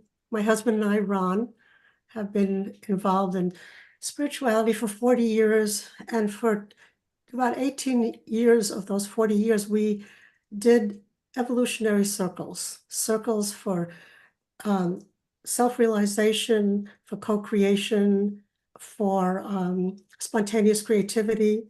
And we worked with people, had a theater ensemble where we rehearsed, and I think we presented for about 8 years. We were at the UN and all the spiritual centers. We did entire things on Rumi and Mirabai, and a lot on all the teachings through time, from the Upanishads all the way up to Nelson Mandela.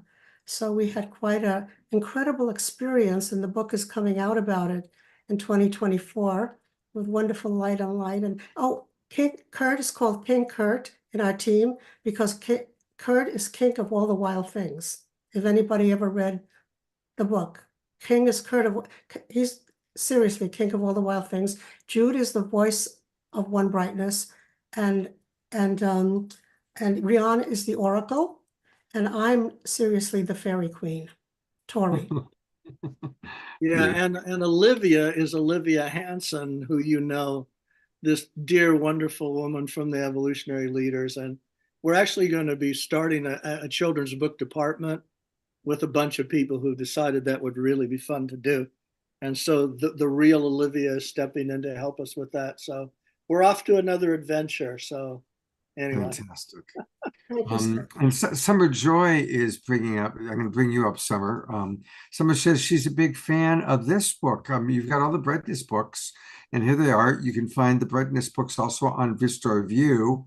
And what's the book that you're fond of that you're talking about, Oh Summer? my God. I'm a fan of everything Victoria has touched and done. I just want to like really acknowledge you, like not only the images and what you're doing, but the spirit behind it.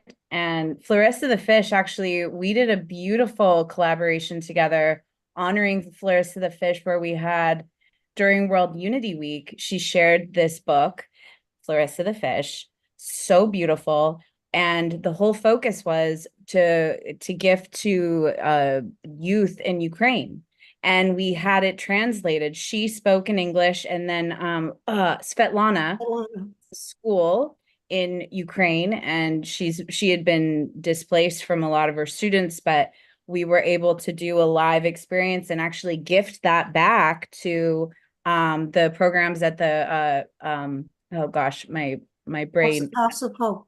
Thank you, House of Hope, which is a place where women and children were displaced from the war, were able to participate in this experience. So Victoria, like her books are so profound, and I'm so like thrilled by the Fog Busters, because I think that's what it, everything that you do is fog busting. So Well, back at you. Yeah, and our friends here from the Visioneers, they also have a children's book. So when you get to their part of the program, get ready for theirs, because it's also really, really great. And what a perfect time right before Christmas. Like I know what I'm going to get for a lot of different people. So is it the best place to purchase right off your website, or Kurt, is there another link? I put the link No, that the I Amazon links are at her website. They're at Light on Light's website. Amazon, yeah. You can find them easy at Amazon, Barnes and Noble. Go Yeah. to the list. Yeah. Okay. I love it. All right. And here's real quickly the Light on Light page. I'll put this again in the chat books. I mean, in the chat box, in the chat books.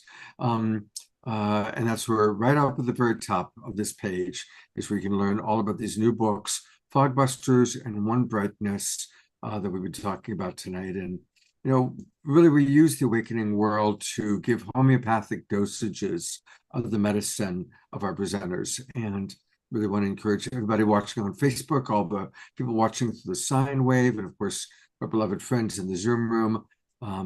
Definitely please do fill up the stocking stuffers with these wonderful books.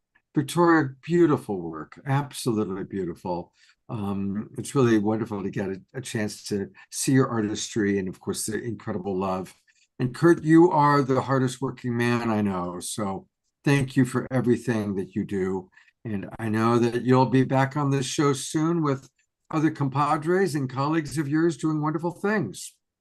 Yeah, and I actually also have to go now because I'm in the middle of a project with Irvin Laszlo, and he's 7 hours ahead of me in Italy. So I have to jump on that next. But really wonderful to see give our best to everybody. Irvin. And thank you for everything you do, Kurt. And I know we'll see you soon. Absolutely. Take care. Well, now we have all these wonderful things going on. We have a really special gift from Summer Joy Raymer.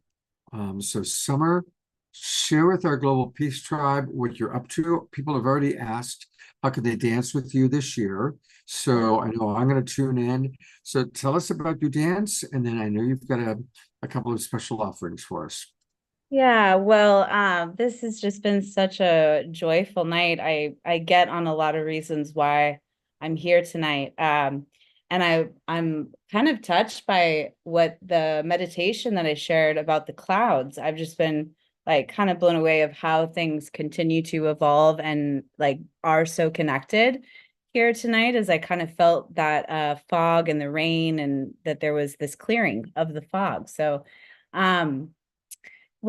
so the Garden of Joy is the origins of my soul. And this image actually is as you enter the Garden of Joy space in one world, which is new and exciting, you kind of ideally are entering a portal that is that looks like this, or something that Victoria drew from the Fogbusters. So I have been working for many years on a book, and as things continue to unfold, I realized that it isn't just a book, that there is a multi-dimensional experience that I really want to be offering, where the seeds of the Garden of Joy will be held. The book launch will be a multi-dimensional experience. So so touched by the care rings, and it made me think about when I was a kid, the Care Bears, and Rainbow Bright is some of my sheroes when I was a little girl, that I realize are still just right there in my thoughts, and how I am approaching what is called the Garden of Joy. And I made a video a few weeks ago, and Scott is such a supporter of so many creative beings, and I'm just honored to be one of them. And he actually became one of the first cosmic portal activators. So I decided today that I would actually create a special gift for I was imagining, you know, how Oprah would come out with her favorite things, and everyone that was sitting would suddenly under their seat are all of Oprah's favorite things. So I kind of felt like as if we were sitting in a circle with Scott, that you would all be gifted and showered with the Garden of Joy. That I made a special article for Scott, my cosmic portal activator brother, and for the Global Peace Tribe. So I share that link. I don't know if you have that link. You're welcome to put it in the chat, Scott, now. But there's a video in that, and I made multiple videos, but there's audio and videos of what I call joy washes that will be a part of this multidimensional experience that you can enter, and all of that. So shall I share the video now, Scott? Or is there any questions you have about the video? Or why don't you show the video? I'm putting the link into the Garden of Joy gifts so people can so check everybody those out. gets the Garden of Joy, gets everybody. Woo! Anyways, I just wanted to have a little Oprah moment. Thank you so much. Yes, you're welcome. Everybody gets the Garden of Joy. So there is a video that I made, and those of you I know already love Kristen Hoffman. She is a dear friend, and I've done a lot of healing work with, and I've traveled the world with her. And some of the music in the background of this video is Kristen from some very deep spaces that we've collaborated with. And it's about the news of my Garden of Joy kind of landing in one world, which is what Enlightening Our Way Together is held in one world. So there's a lot of synergy here tonight of different things that we've already heard about. And I want to continue to support from the Garden of Joy is something that I'm just really called to. I think in midst of the things happening in the world, that I've been kind of deep in my book process, but recognizing it's time to be supportive and in service to you. So that's what the article is kind of about. And I'll share the video. So I'm going to stop talking. How about that? So the video is news, and it's a joy wash for you, a visual. So my suggestion, you may want to close your eyes, but I really suggest you to actually keep your eyes open because there's a lot happening. Okay. So I've got it all set up here. And it is about 14 minutes long. So enjoy the joy of this video. Let me make sure it's okay. Do you see the video? Do you see like a beautiful painting? We By the sure do. We see Okay. it. I just want to say that this painting is going to be the cover of my book, by the way. There's a lot of creative, amazing humans that I'm working with in this Garden of Joy process. And her name is Kelly Danielson. She's one of my dearest friends. Okay, let me just go full screen. Here we go, into the Garden of Joy. Can you hear it? Yes, we do. Oh, great.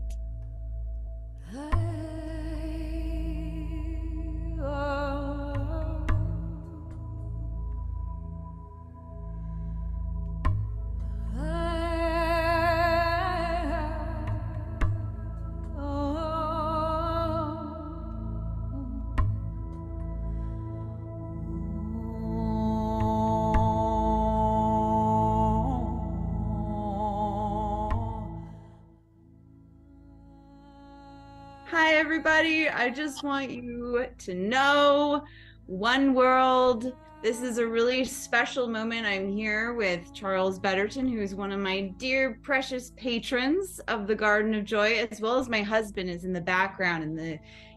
He's an angel in the background here. And I just really want to take a moment. Right now is 11/11.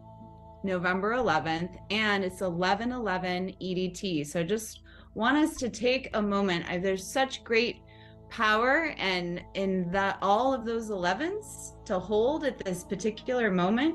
And so I just want to make a special announcement that is in dedication to your dreams, that your dreams matter. And I want to elevate the joy and the magic that exists in you. And so I'm actually having a special announcement that the Garden of Joy has come home into One World, and there is a special space now dedicated to the Garden of Joy. I know, it's really exciting. And I've been working on it for the last couple of weeks. And there's a really exciting kind of new adventure and new tier levels for patrons that right now I'm actually going to open up, and I'm going to share the link with you that's interested in coming into the Garden of Joy space, learning about what's kind of the next evolution of this incredible book project that I've been working on for a couple of years now, working with amazing artists. And I've got some reveals and some really cool articles. There's 2 articles. One article is really about kind of where we're at right now, which is the book is still brewing. And I also have this urge in my heart that I really want to be of service now in the Garden of Joy, and to not wait until after the book launch. There's just so much happening in the world and happening behind the scenes with One World that it feels like it's time for the Garden of Joy to be available, to be to have a way to serve. And I feel like One World is the perfect place for it to really be in radical collaboration with you, and also to just create more bridges and to be more in harmony with the unity collaborations that are a part of the global convergences that happen seasonally. And so yeah, I'm just really excited to share on this very magical moment, this 11/11 portal, and to invite you in. There's going to be 11 gifts that I'm gifting from the Garden of Joy. So Charles, and those of you out there don't know this, but I have this other dream that is part of the book, and it's a multi-dimensional experience of the Garden of Joy. So imagine if you've ever been to a Meow Wolf Meow Wolf is this really cool interactive experience that you can physically go into, and it's kind of like takes you into different dimensions, and it's kind of looks like my background here, but there's like physical spaces and you move through, and it's just a really playful, powerful experience. John and I went to one in Santa Fe many years ago, and I've just never forgotten about it. They're happening in a lot of different places in the world. But imagine like an online sort of Meow Wolf meets Rainbow Bright. So Rainbow Bright was one of my favorites when I was a little girl. There was someone that like made a costume for me for Halloween, and I like love Rainbow Bright. And I realized that there's a lot about what we're excited about when we're children is so alive and connected to who we are as adults. And so I'm recognizing that there's this going to be this like rainbow, imagine like a rainbow highway that you enter, and it's this online experience, and there will be magical little gems that you can grab and have these little tastes, these little joy washes from the Garden of Joy. And so my dream is that that will be developing, and it will be setting sort of magical seeds and foundation for this multi-dimensional experience of my book. So that is a part of it. There is a new tier level that's called a cosmic, I might need to look, cosmic portal activator. And that is at a $60 a month.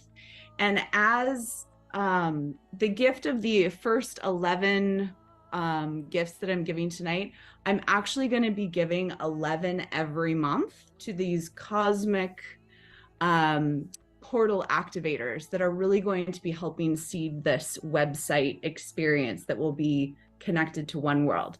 So that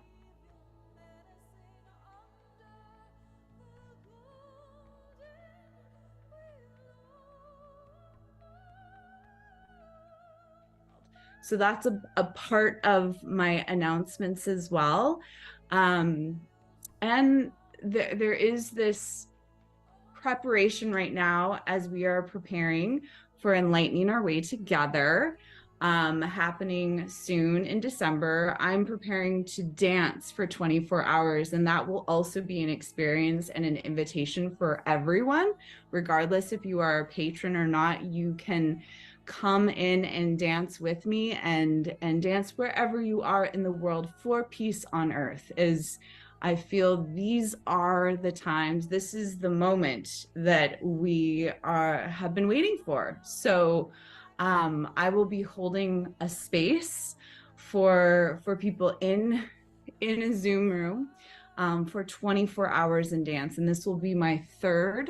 So I have done this I've made it alive and joyfully through the portal of 24 hours twice before. So I know in my spirit it's time to do a third. So I'm just excited to be really bridging with One World and taking radical collaboration serious for my own purpose and reason I'm here. So that is my announcement, and I will put the link in the chat and available connected to my Garden of Joy space.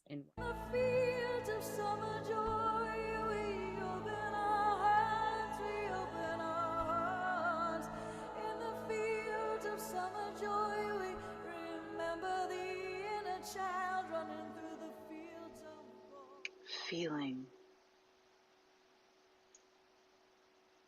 your feet settling in to the earth below you. Feel all the connections that you have to the earth. You may be sitting down, so feeling the connection down through the earth underneath your sitting bones. Feeling the earth in your body. grounding down into the sanctuary that is this earth.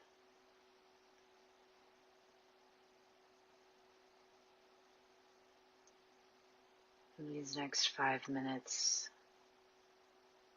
I'm going to invite you into this deep awareness as you go down deeper and inside yourself deeper. There is a place called the Garden of Joy, welcoming you to open a door, an earth grounded, peaceful door that's in front of you now. This door illuminates what earth is to you.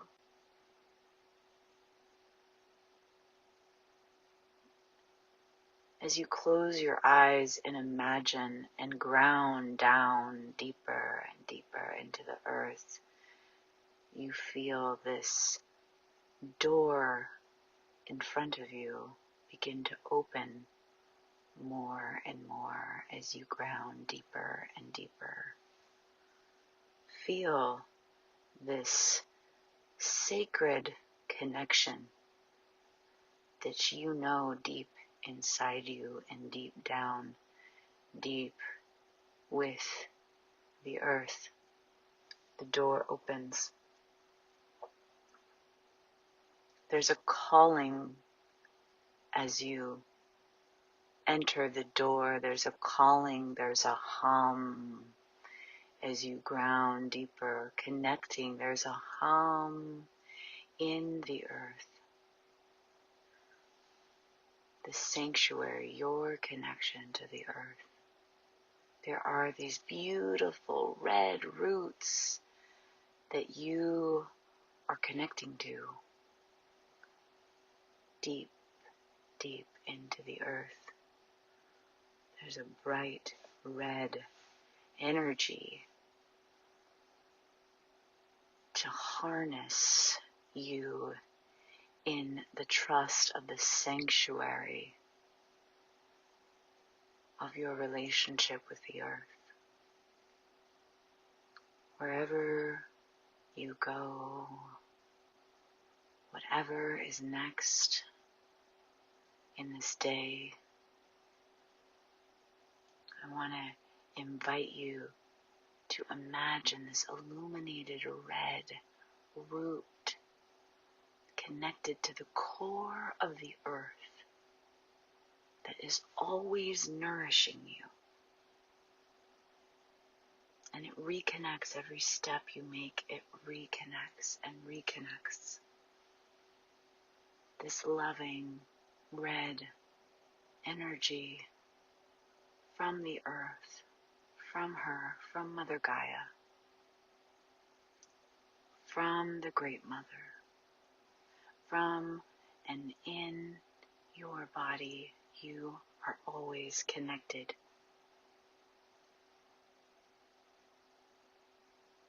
And let yourself come back up, up, up from this bright red connection, roots, bright red, rooted to the core of the earth. No matter what is happening, there is a rose. Now, as you open your eyes, reconnect to the space you are in, there is a blooming red rose in your hands from the Garden of Joy. Have a beautiful, beautiful day. You are a sanctuary. Around us, running through the fields of summer joy, we are the child again. Blue, blue magic medicine running through our veins as we remember.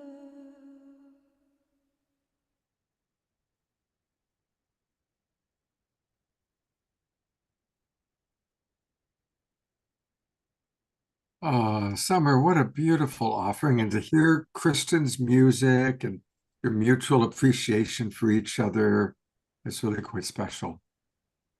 Yeah, that's,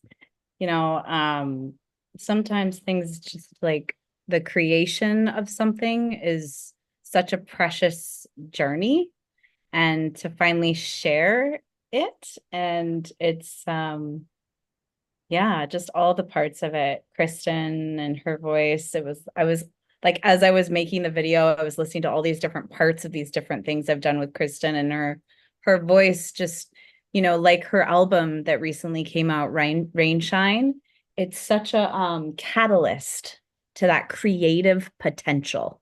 She's in all of the ways that I continue to dance and support people one-on-one or in groups, that her music is right there. She is right there. And yeah, just thank you for taking the time. It's such a long video. I feel like thank you all of you for being patient, but it is really sweet to share it with the Global Peace Tribe. It feels very, very special. Lorianne, Tatiana's mother, Lorianne just wrote, that was extraordinary, Summer. Thank you for sharing. It's exciting. Congratulations. This is beautiful work. Thank you. Olivia writes, what a wonderful shower for the senses. Thank you for this gift, Summer. And so definitely pop on in your chats and please put into the chat box, Summer, the ways that people can participate in the Garden of Joy. And what are the exact hours you're going to be dancing now? Yeah. So in that beautiful gift, I can put it back in the chat. I know you put it in the chat a while back, but it has like links that take you to the 24-hour dance event that's in One World. You can RSVP there. I also have a Facebook event that's like all over Facebook pages. It's actually on your Love Coach Academy page, as well as many of our multiple networks of organizations pages. You'll see the 24-hour dance. It's a hummingbird image, just so you know, very beautiful image. Yeah, so trying because I'm having trouble finding it. So I've opened up your Garden of Joy gifts. Where do we find the 21-day dance? Okay, actually, this is good. Can we just make our way through dance for 24 hours? Oh yeah, go back. Sorry, I just am. This is so great that you show the article. So just scroll down, and so these are 5-minute or more joy washes that I've put together for all of you. So there's videos and these are audios that you can just have. They're just 5-minute little morsels of a taste of the Garden of Joy. Okay. And then in this article, there are direct links. So it's not the hashtags, but if you, where's the link to where we find out about your 24-hour dance? That's what I'm trying to find. It's in this article. Sorry, I'm just trying to be patient with where you're scrolling. So see the little link right there. This time we're moving through the 24-hour dance. Okay. So I want to, because some people want just that, so I'm going to put that link in directly. So the 24-hour dance is going to start on Thursday, December 21st at 11:11 a.m. So how wonderful that Tatiana will be doing her concert while you're starting your dance. I mean, like we really have, and then Kristen has her concert that evening. So it's going to be an amazing night of mute day. Let's do it all, everybody. Let's do Tatiana's concert. Let's dance with Summer. Let's go to Kristen's event in the evening, and I'm going to put all the details on that in for people. So thank you. Yes.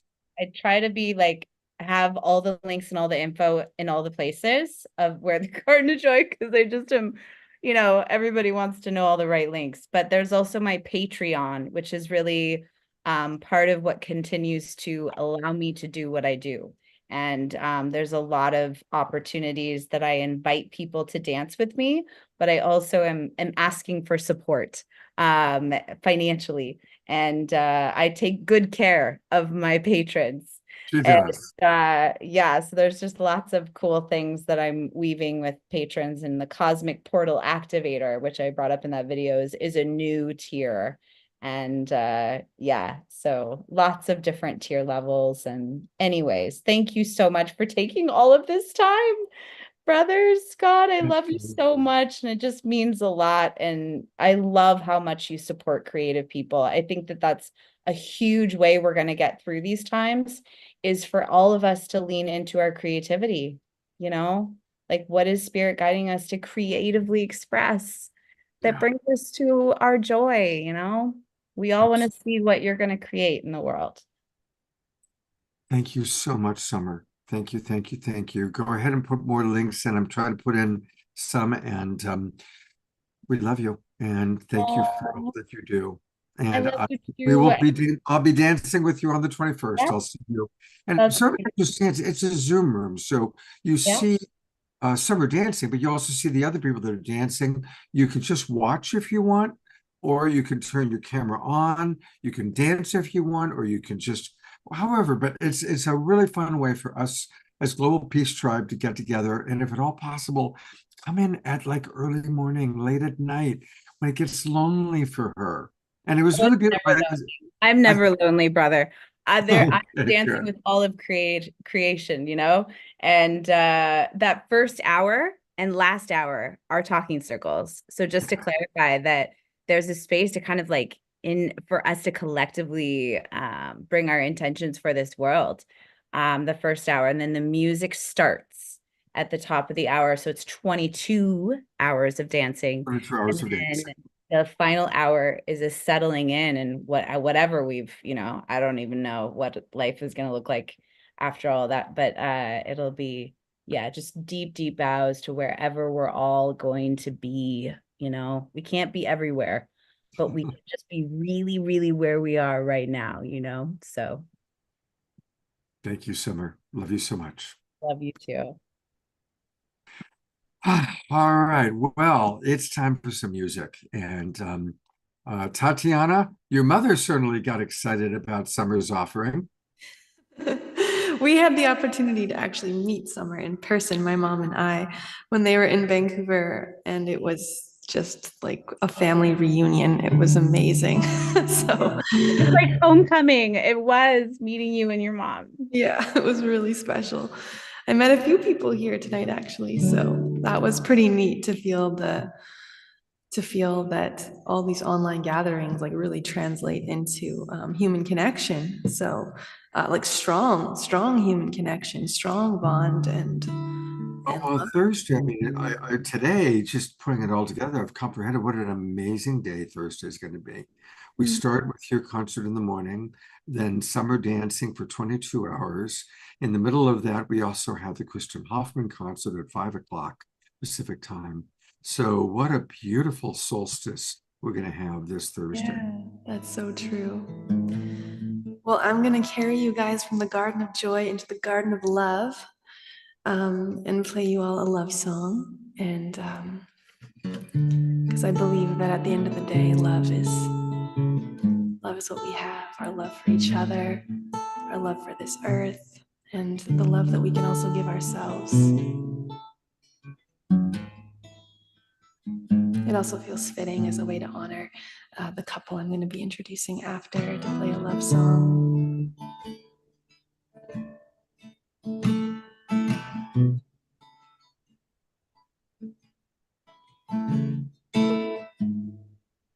Tatiana, is your original sound on?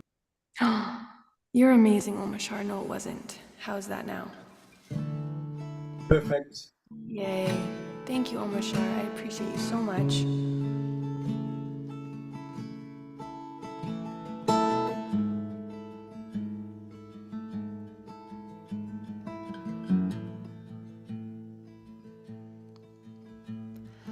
Oh, let me come to you gently. Let me come to you softly. Let me come slowly. Lead me out into the forest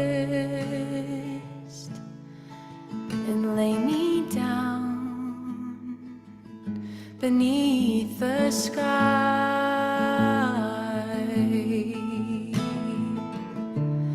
The heavens above us will remember how we loved, how we loved.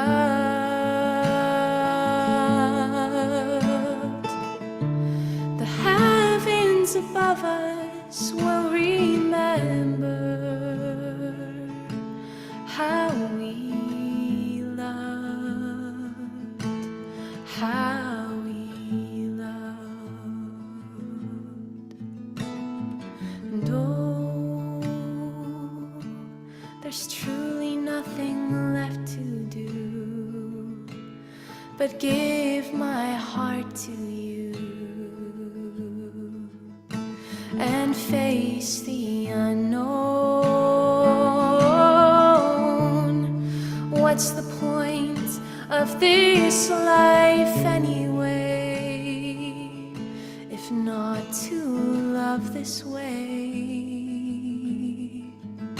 With all that I have, we'll make the angels cry with how we loved, with how we loved, with how we loved.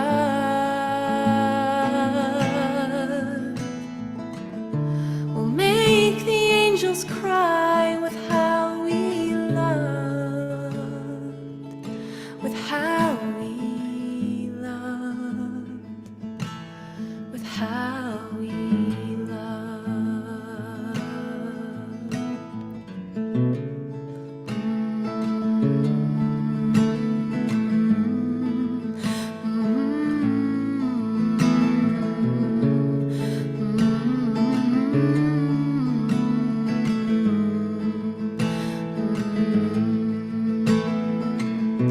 In 1,000 years, nothing will remain of us.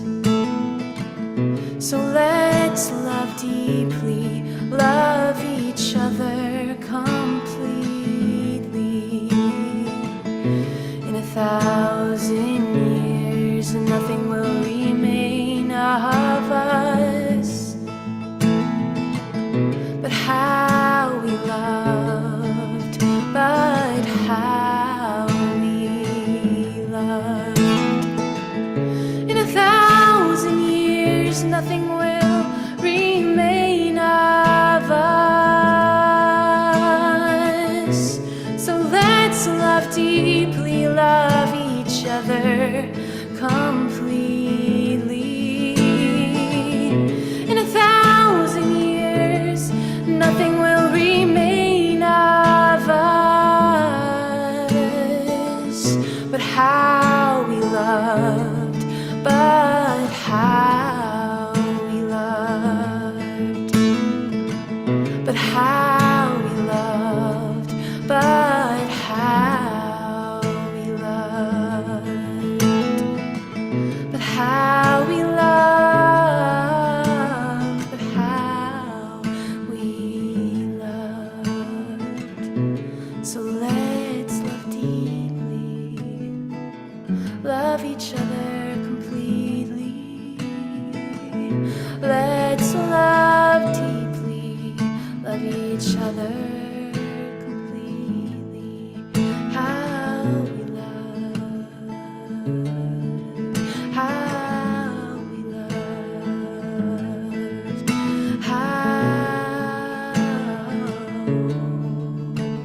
how we love.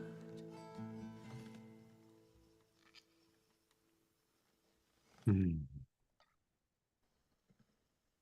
Woo! Woo!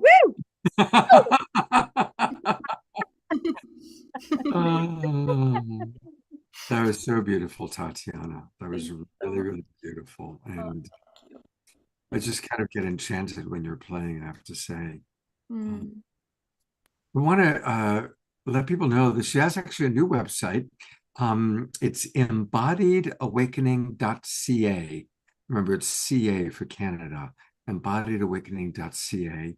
And that's where you can get her albums, her music, And again, here's the upcoming event that I really hope all of you will be at. 10 o'clock Pacific time. So it's perfect timing. We can do this and roll right into Summer Joy's kickoff for her dance. So I hope to see everybody at Lullabies for Adults. And you can find that on her website, embodiedawakening.ca. I also see you've got a women's circle. Now I see that it started last week. Can people still come in? Yes, there is a drop in. Yeah, you can absolutely drop in, and it's been super lovely and nourishing. And there's 2 more until the end of the year, and then I'll start another one in January.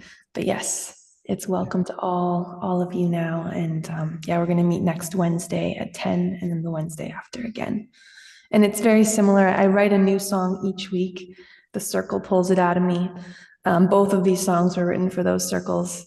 So each week I'm like spontaneously creating new music. It's actually like it's been very exciting creatively and also super nourishing. It's a very nourishing, restorative, connective space for women that I'm creating. In a moment, you're going to introduce our very special guests, but I do want to read, there's a few comments that have come in, and there's a touching one from Dr. Laura. She writes, Tatiana, that was sublime. Speaking about hummingbirds, this past summer, one of my favorite dogs in the neighborhood died. His name was Sheffield. And when I heard he had died, I was so sad. I went home and I was standing on my porch, and a hummingbird came and hovered right in front of my face. It was as if it was Sheffield saying goodbye. And you know, we are all connected in ways that these little pea brains of ours can't even fully comprehend. Mm-hmm. Yeah, that's beautiful.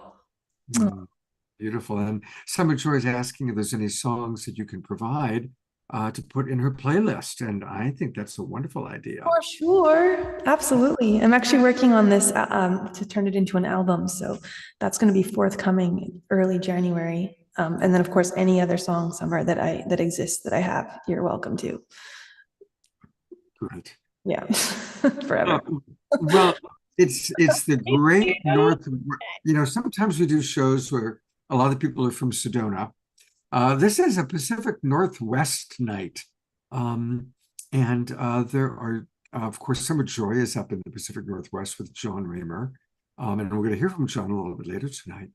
But there are 2 very special people that I'm just getting to know. But Tatiana, tell us a little bit about Dr. Jerry and Dr. Desmond. Sure. Well, there are 2 people that are so dear to my heart. I've known them since I was 8 years old, which is pretty amazing, I think. And I do want to tell a story about this because if it wasn't for Jerry, and I might cry, I would absolutely not be here today, like the person that I am.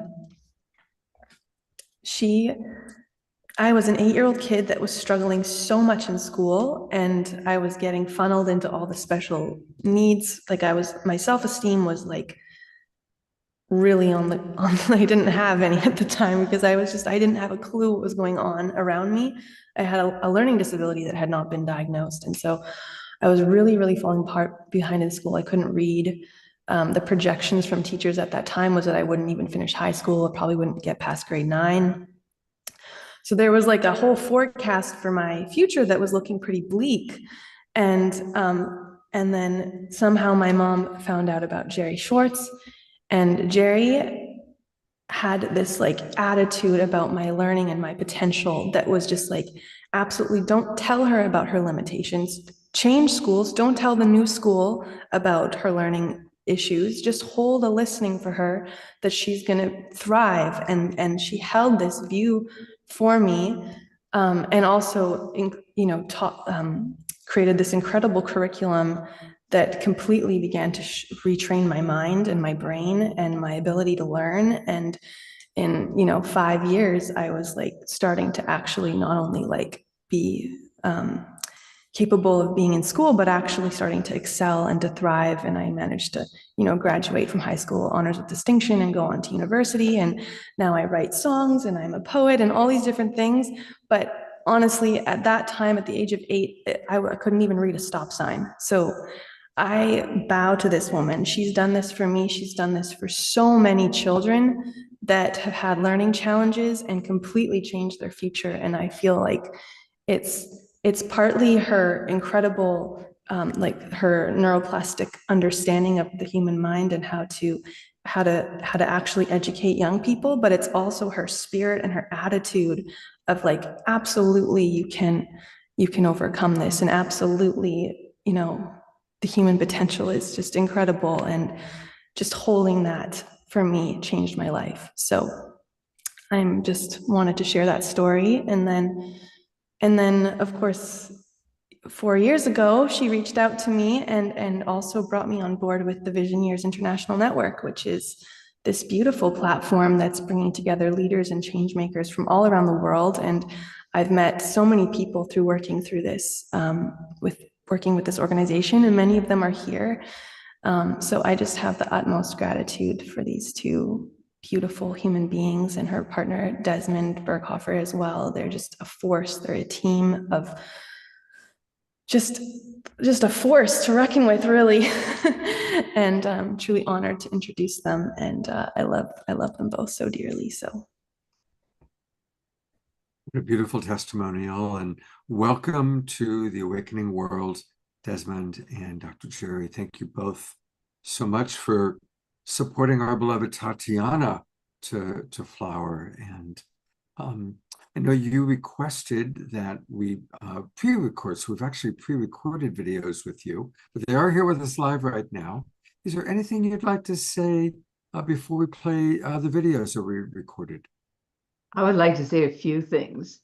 First of all, this is our first experience, Scott, with your network and your peace tribe. So this was something very special. Just a few observations from somebody beginning, coming in from the outside and seeing this. One of the things that I was so pleased about was to see the multi-generational group that you had together. And this is real, and that people are connected by their spirit and not necessarily restricted by their age.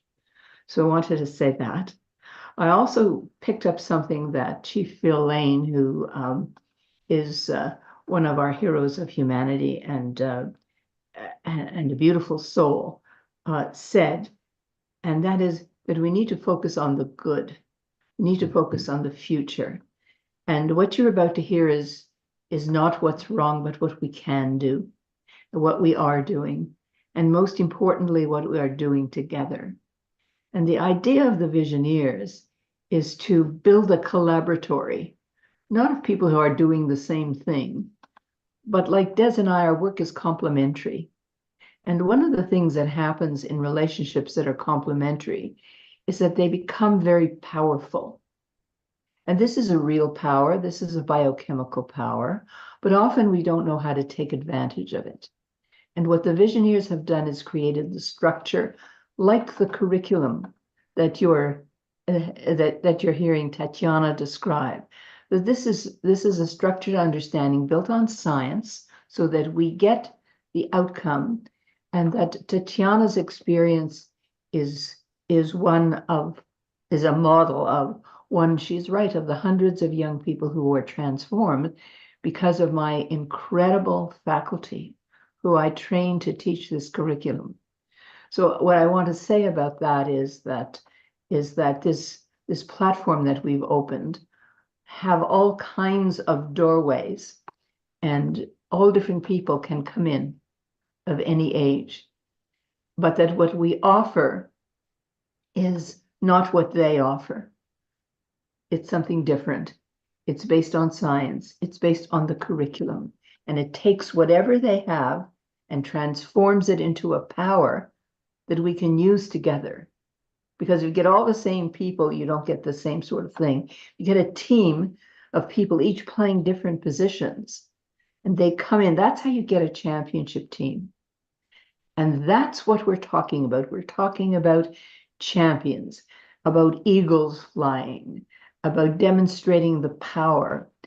And our symbol is a rainbow eagle to demonstrate our diversity. In other words, we are one species. We don't need to be divided in any way. We need to come together and save this planet for the future generations. So that's what this is about. And just one more thing I wanted to say, that this book that Des has written, this children's book, is one of several children's books that he's written. It has been compared to The Wizard of Oz in terms of what it has to offer. It's a story. It's a story about the potential future. And one time we need to talk further about that. Well, we'll do that during our Authors That We Love show that you're going to be on in January. So we'll talk about it then. Thank you so much. I'm going to go right into, because we've got 35 minutes of video that I recorded with you that we're going to play. So I'm going to go right into part one of that, and then we'll come back to the live versions of you. And Tatiana, thank you again so much for the beautiful song and the beautiful introduction. And here we are with this power. And I think you'll all enjoy the incredible wisdom you're about to hear. Okay. I'm so excited that I get to introduce this beautiful couple to our Awakening World audience. And of course, thank you, Tatiana, for that beautiful introduction. And even though they're in the audience with us, we decided to pre-record this segment so that we would have their slides and everything, really presented exactly like they wanted to. But Dr. Berghofer and Dr. Schwartz, also known as Des and Jerry, have been really contributing to our Awakening World for decades. And it's such an honor to have you with us. Welcome to the Global Peace Tribe. It's great to be here, Scott. Yeah, it's a real pleasure. Now, we're going to talk with each of you a little bit privately, and actually, you're going to kind of go on and off camera. So there'll be moments that will be with both of you, moments will just be with Jerry, moments will be with Desmond. But I'd love to start by asking you, as a couple, and as a beautiful model of a married couple, how has your journey, as all that you've created, all that you've contributed, how has it been as a couple doing that together? Well, You want to take a shot of that? Maybe I'll start. Scott, one of the things that is in my head all the time is my science. So I'm going to answer your question first of all. What happens in a relationship when two people work together is that the internal biochemistry is enhanced and empowers each of them. So because our roles are complementary, we're not competing with each other. We're trying to complement one and the other. And you'll see that today. And so it's very, very important to say that we understand that we have been thriving all this time. A lot of it due to the fact that we're actually exercising our power as a couple, which is enhanced exponentially. And in the same way, I'm going to talk about how this same science underlies what we're all trying to do together, because all our wisdom keepers are telling us that the time for working together is now, that we need to save humanity, and the only way we're going to do it is through this collaboratory that we're building. So that's what we're about today. Can I have a more simple explanation?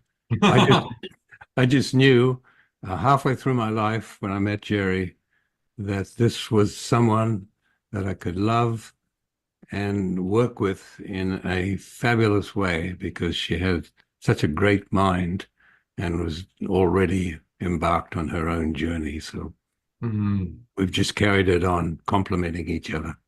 I love both of your answers. Both of your answers really touch my heart and are very inspiring. So, and you met midlife, which is really beautiful, and gives hope to us all, those of us that are. So that's beautiful. Laura likes the word. Well, I'm going to ask, my first question, I guess, is going to be for Jerry. And Jerry, I understand you're looking for a sweeping change to a global culture of peace, and we are the Global Peace Tribe. And so you're inviting us as the Global Peace Tribe to join you on this grand adventure. Jerry, can you begin by telling us how you're doing this? What is this sweeping change?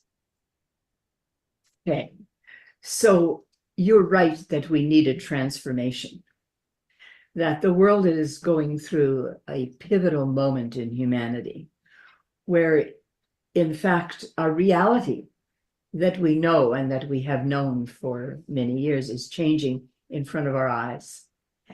And some of the things that are happening are not good. So can I answer your question by, first of all, beginning with asking you to press your nose against the for a moment at now, as the media absolutely floods us with this gloomy, smoky, particular point of view, as if it were the whole truth. So through one window, we see the terrible results of war, cities being bombed and people under the most terrible conditions. And we see, especially here in British Columbia, where we have many forests, we see these forests burning with wildfire because of our heating up of our planet. We see rivers of rain causing floods that sweep everything out of the way. They report on crime and greed and every kind of bad thing you can imagine. And as a scientist, I understand that this affects everybody's mind and heart who is open to receive any of the signals that are coming in from these stories. Okay. So now here we are, and we should be feeling, oh, what did she say? Now look at the other side of the window, the right side of the window. And what you see are cities thriving, people going about their activities with smiles and energy, children playing in playgrounds. You see the most incredible culture, advances in science and medicine. And what you see are millions of acts of compassion, kindness, taking place every moment. So there is more than one truth out there. And we'd like to focus the rest of this response that we give on what is going on out there that reflects human nobility and our evolution towards goodness.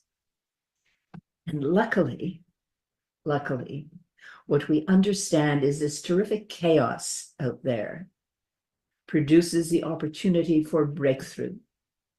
And so that's where we begin. Breakthrough. How can we scale up the response of millions of people to tell the new story that all of us are interested in supporting? That's what we have in common. How can we do this? So what we have done is we have built a multi-generational, diverse, global website that enables and empowers people to tell their own new story. Okay?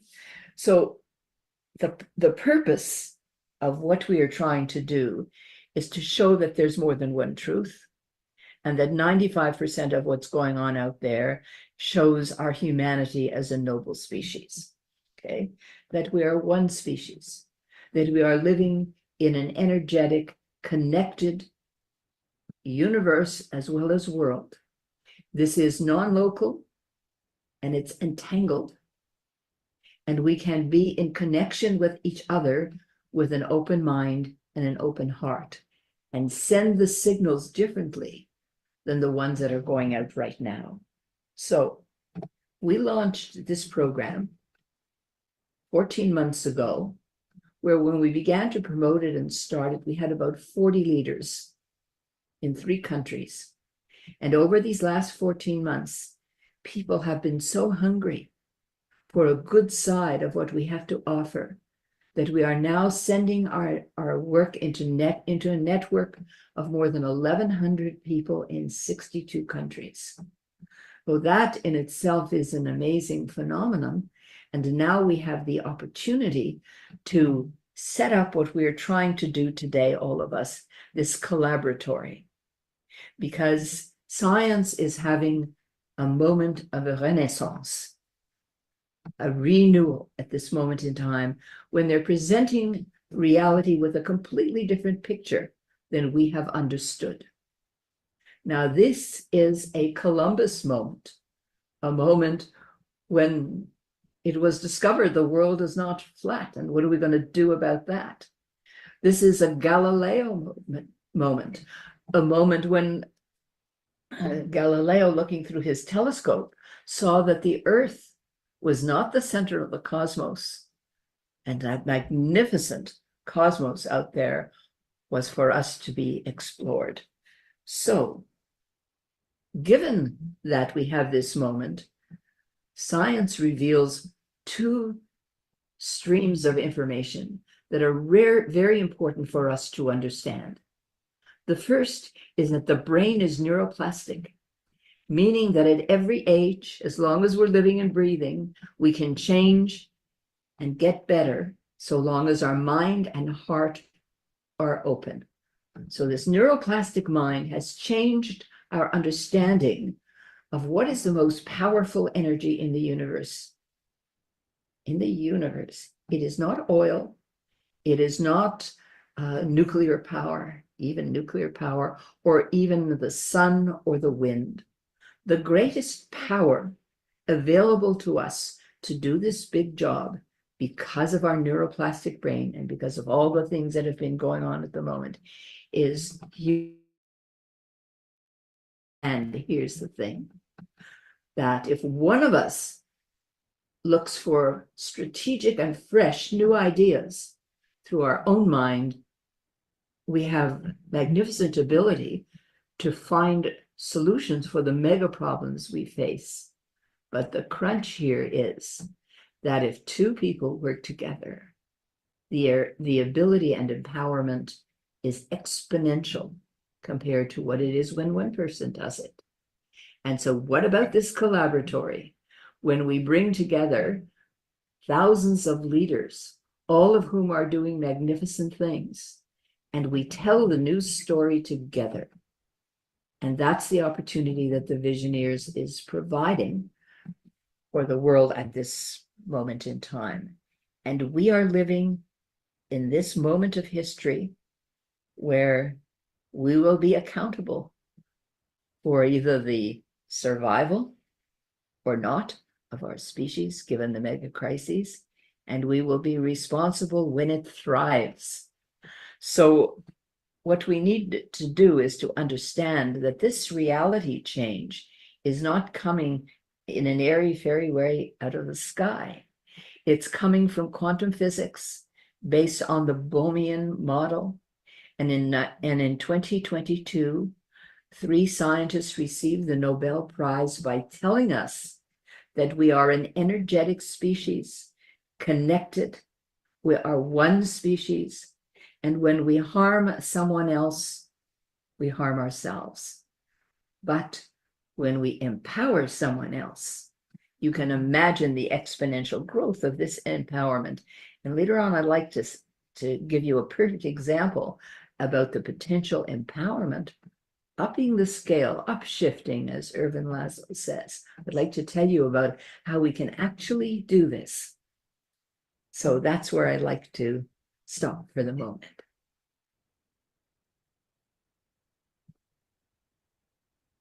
Thank you so much. I love how you reference us a couple times as a noble species. And boy, we just sure don't think of humanity in that way very often. And so that's very, very beautiful. We're now going to, I guess, shift over to Desmond for a few moments, and he's going to tell us more about the Visioneers. And I want to say to my audience, I'm really excited about learning about the Visioneers. And of course, we've already heard Tatiana talk about it. A lot of our favorite Awakening World presenters, including Kurt and Rianne, who are here with us tonight, are Visioneers. And so now to tell us more about the Visioneers, I'm going to welcome Desmond back to the screen. Hey, I saw in the chat box people said that that things froze. Did the video play okay? Okay, some are saying the video played okay. Good. Well, thank you, first of all, for sharing that. And of course, a lot of us have been very involved in the Hollow movement, which was also based on some of the work that you talked about. Are you able to hear me okay? Okay, great, good. All right, we're going to go, I guess, to part 2, which is what Desmond had to share. And we're going to hear from them both. And again, everybody, you can find their website at thevisioneers.ca. Thevisioneers.ca. Takes me a moment to pull up this video because it's in a very large folder with a lot of Scott videos. So give me a moment. Come on, where are you?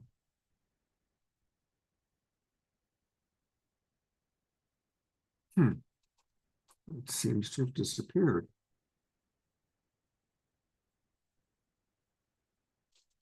Two visions.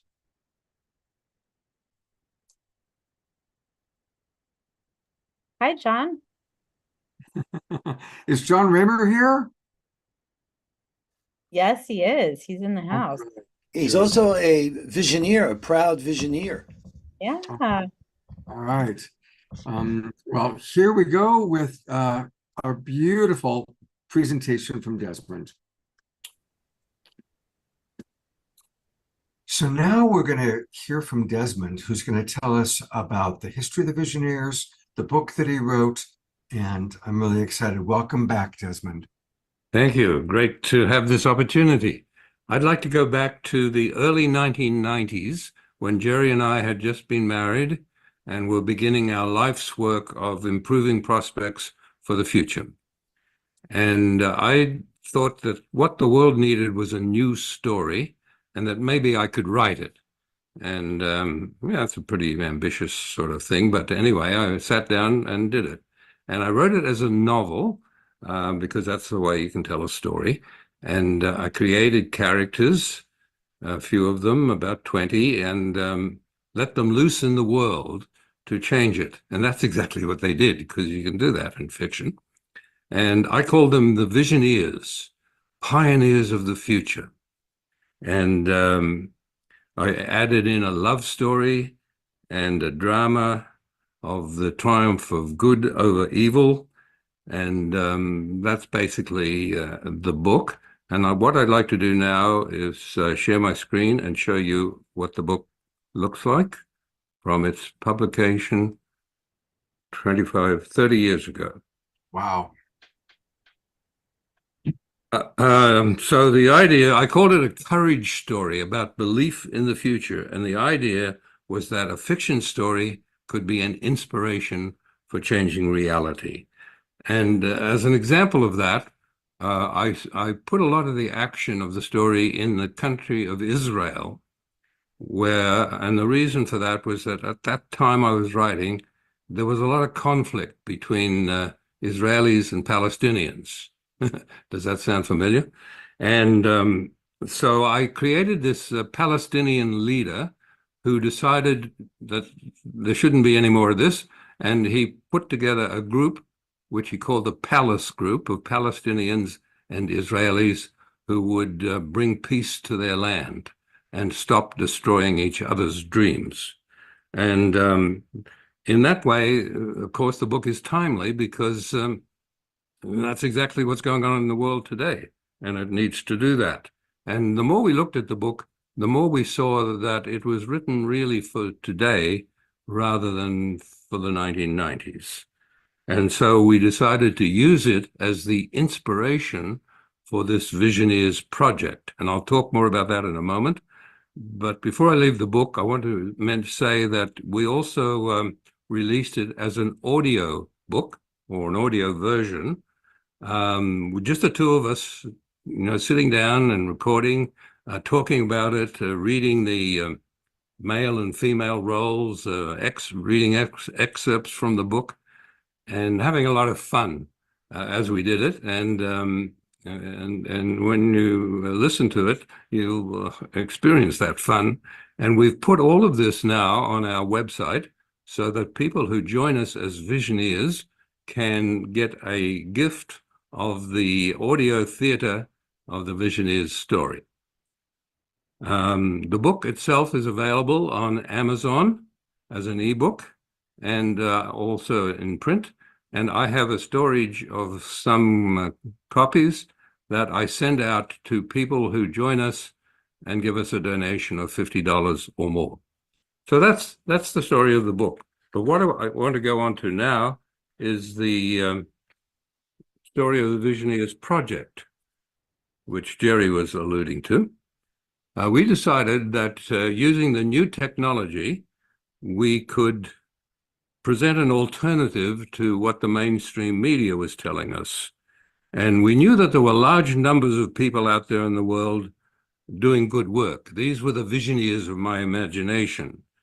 And but they're living in silos. They're not connected. And so we wanted to showcase their work and encourage them to meet each other and collaborate in a web of good work. And the way we decided to do that was to create what we called a virtual expo. This was based on the international exhibitions and world fairs, where countries put up their pavilions and people come to visit. And in our virtual expo, you don't have to travel because it's right there on your computer on our website.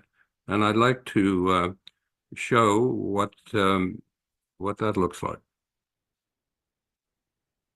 So here's our virtual expo. It's arranged in 9 corridors or categories.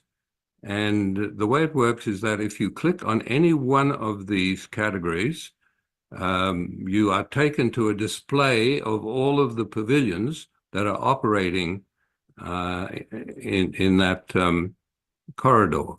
So let's take education, and you get a display. And the added feature is that you can then go into the details of any one of the pavilions and see the project. And when you do that, and at the top here, we've got some tags which indicate the various areas that this project is contributing to. Not just to education, but to youth, to economic development, and so on. And if you click on any one of those tags, then you are taken to all of the other visioneers who are working in that area. And so in this way, you can curate your own journey through the web of good work. And so that's an added feature of the site. Now I want to go on to our second pavilion, or our second platform, and this we call the Visioneers Masterworks Emporium. What it is a virtual library modeled on the ancient library of Alexandria, which was set up to preserve the wisdom of the ancient world on papyrus scrolls. Well, in our modern library, we're not limited to writing. We can have all of these other areas of communication. And so we have film, art, poetry, music, photography, and so on. So that's and all of this is displaying the work of the Visioneers clustered in those corridors. And a third platform we call the Wall of Stories. This is a way to connect what the Visioneers are doing to the United Nations 17 Sustainable Development Goals. And what we have done here is build this wall brick by brick, and each brick is color-coded to one of the goals. And on the website, it builds up in front of you in an animation. And we have our old friend Robert Mueller up here, who spent most of his life at the United Nations playing his harmonica on Beethoven's Ode to Joy. And it's a fabulous presentation. So that's our Wall of Stories, and you can click on any one of those bricks, and that will take you to that particular project. And our fourth and last platform is the Visioneers Leadership Circles. And what we're focusing on here is we're asking people to turn the lens to their own community and put up the good work that's going on in their own community and anything they can do to add to that. So the idea is that we'll eventually have thousands and thousands of these Visioneer leadership circles showing the good work going on in communities around the world. And a subset of that we call youth leadership circles, to show what young people can do in building good work into their own community. And that's connected to a new initiative that we are now launching called Global Citizenship. And I'm going to leave it to Jerry to come back and explain exactly what we're doing there.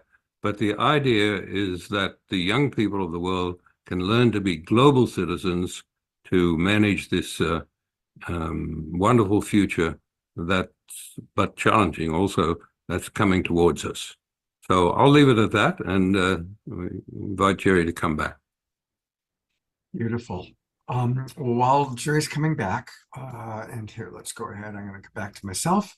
While Jerry's coming back, I really want to encourage everybody to start, and if you're watching on Facebook, go right now to their website, which is thevisioneers.ca. They're up in Canada, so it's .ca, not .com, thevisioneers.ca. And we're going to take a look a couple times, but here's the website right now. There is so much going on, so many beautiful things that they've created. And Jerry is going to tell us a little bit more about that. Welcome back, Jerry. This is so exciting, and I'm just so impressed with what you and your beloved partner have created. All right, so what I'd like to do is to tell you what activities are going on now that you may participate in, and how it's so important for you to share what you learned today. So first of all, I'd like to start by telling you a story. Des said that one of the things we have done is create a virtual international exposition. Now, this theme is in keeping. And so what has happened with the wall of stories is that it's gone from taking just a few seconds to build till now there are so many stories on it that it takes 6 minutes of this animation to go by. Of course, you can stop it at any moment, because as you click on any of these bricks, that pavilion comes up, and from that pavilion you can curate the rest of your own journey as you want, or start again. So that's really important. And so I just like to begin with one of these stories that is close to me, and they'll give you a sense of the extraordinary possibilities for you and your community. One day, about 2 years ago, a young man made an appointment with me at my learning center called the Vancouver Learning Center, where we work with students and young people with learning differences. He sits down in front of me and he says, "Do you remember me?" Well, here's this beautiful young man. I'm looking at him. The eyes look kind of interesting, but I'm not very good at telling lies. So I had to admit to him that I did not remember him. "Oh," he said, "I was here when I was 8, and I was a terrible failure. I couldn't read, I couldn't write or calculate or spell. I was a complete failure in grade 3. Long story short, you fixed me, and now I'm out there in the world." So for a kid with learning disabilities, graduating with honors from high school is a very tough slog, but he did this. And he also earned 2 undergraduate degrees from one of our best universities in Canada, Queen's University. And now he had registered for his doctorate at the University of British Columbia, his home city, in order to complete his education. Also an extraordinary thing. However, he had what we call a gap year. And like many young people, he decided to go about and travel about the world. And he found himself in Africa, in a little village in Uganda. And being very curious, he wondered why the children were not going to school. And so asking the story, he learned that every child from 5 years old on had a job. What was the job? They had to take a pail of water, walk 2 hours every day to a clean water source, and bring the pail back of water, and every drop counted, and that's how the village survived. So I was telling you about people's good work. Aaron found a way to build wells in the village, but that wasn't enough because the children still weren't going to school. So being a techie kind of guy, he came home to Vancouver, and here's what he did. He had young teenagers read children's books into this app, and every time they said a word, the screen lit up. And in this way, with some other help, he was teaching children to read. So to make a long story short, the issue of literacy is incredibly important to young people in the world, especially in a virtual economy. He was teaching them to read a new, which is letting them join the literate population. And from that situation, the United Nations saw what he was doing and brought him to a refugee camp in Uganda, where he was using this program. And what he did was he brought old shipping containers that nobody wanted and built windows and doors to make schoolrooms, and old computers that nobody wanted. And he put his app on these computers, and he brought them into this village, and he was teaching children to read. A few months ago, he came to our faculty meeting where some of the people who have been with us for a long time remembered him. And there wasn't a dry eye on the place when he said, "You taught me to read. Now I'm teaching children to read." And he taught 35,000 children to read. He won the Young Einstein Award on CNN. And now he's working in India and Pakistan. And he has a foundation called the Simbi Foundation, where people have invested millions of dollars in helping him teach children to read. Now, can you imagine this gift from a learning disabled child? And this is what I mean by empowerment and empowerment. And we have on our wall of stories, hundreds of stories like this to encourage and empower others. And when you go to our website and become a visioneer, you can be in touch with them through the website. So so that's one of the things that's happening on the virtual expo. First of all, I just want to say, what a beautiful story. That's an incredible story. And you must just feel like the proudest mama. And it's a great example for all of us of how you changed a person who's now changing God knows how many people. And that's the exponential power of this sort of work. Yes, exactly. So now what we want to do is transform it, not just children, but people of every age, because this is a multi-generational project. And so what we have created is something really quite extraordinary. So as a teacher for a life, and in many of the work, much of the work that I have done, I have been teaching people of every age. What I understand is the power of education is extraordinary. But most of us are so busy these days, we don't have time to spend reading hundreds and hundreds of books. So what we have done is we have created a gap year journey for people of every age, that they can self-curate this journey and connect with all the people who are doing work like them. And we have chosen the most extraordinary wisdom keepers from all these wonderful people who are on our platform, and voluntarily they have worked together. Each of them produced a video of less than an hour in which they talk about their life's legacy, tell us about all the books that they have been reading themselves and the ones they have written, some of whom like Jane Goodall and Jean Houston have written scores and scores, some over 100 books. And this is distilled in less than an hour in this video that isn't just them, but they're being interviewed by an extraordinary interview from the Scientific and Medical Network. And Des and I introduce this and have integrated each one with each one.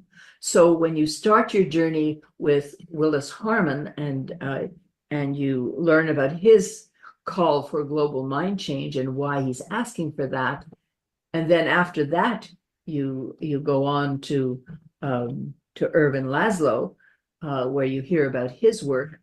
Each one of these videos is integrated with the next. So the Irvin's is integrated with Willis's, and then when Jane Goodall comes on, hers is integrated with Irvin's and Willis's, until we come to number 10, where they're all reviewed with little clips saying their key pieces that they're trying to deliver. This wisdom is amazing, and it ends with the 11th episode, where we feature a live clip from Edgar Mitchell's space journey when he was just returning from having walked on the moon. He's coming back and he sees this incredible blue marble, and he has an epiphany right there in front of your eyes. A minute and a half of film given to us by Ions and shared with all of you, in which he talks about his incredible epiphany and the fact that this is one planet.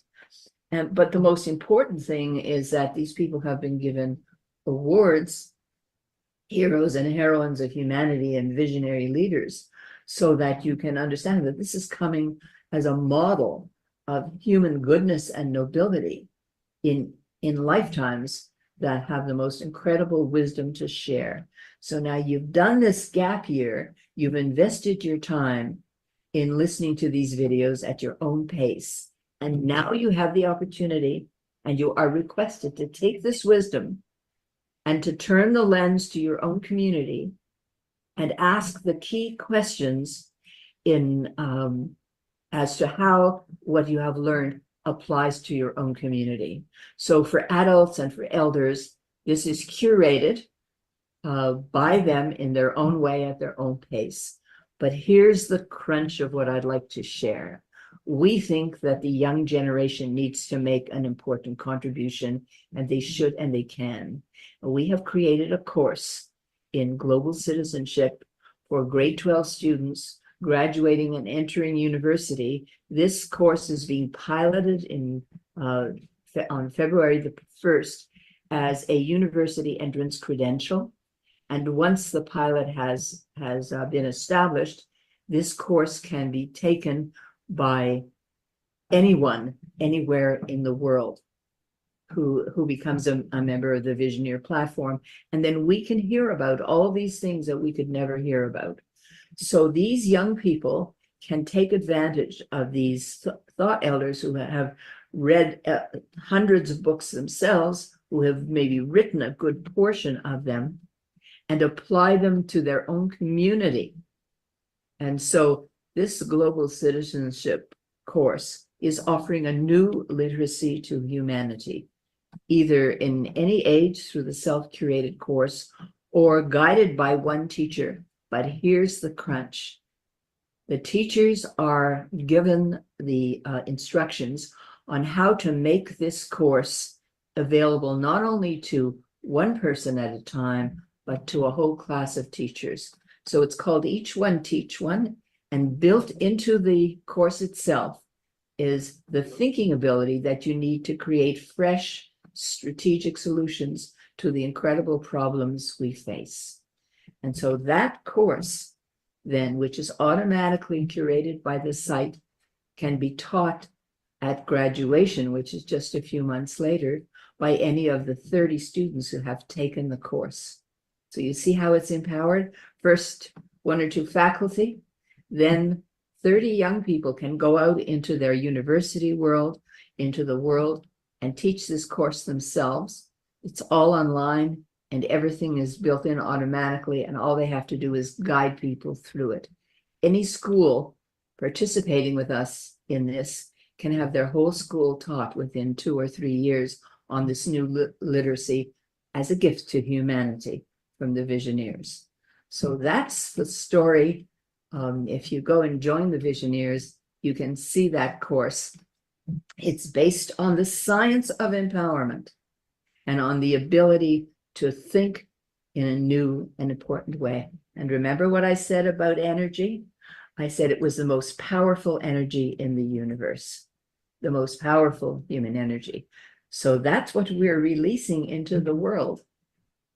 And it's non-toxic, and it doesn't defeat the planet. There you go. Beautiful. Well, we're going to bring Desmond back and for a final conclusion, but one more time, I just want to show people while Desmond joins us, you can find all of this by going to thevisioneers.ca, as in Canada, thevisioneers.ca. And first off, I want to encourage everybody, click join. Right up in the upper right-hand corner, click join. There's a lot of different levels. You can come in for free. You can come in as a Visioneer, a supporting Visioneer. Let's join and really support this incredible project that they're doing. And then also, if you go to the Wage and Peace Project, click right here, start your journey. That's a really good place to start, where you can start looking at these beautiful videos that she just described, everybody from Jane Goodall to Edgar Mitchell. And I'm proud to say that about, well, half of these people, Irvin Laszlo, have been on, of course, our show. But there's some people here that we haven't seen on the Awakening World. So that's going to be exciting too.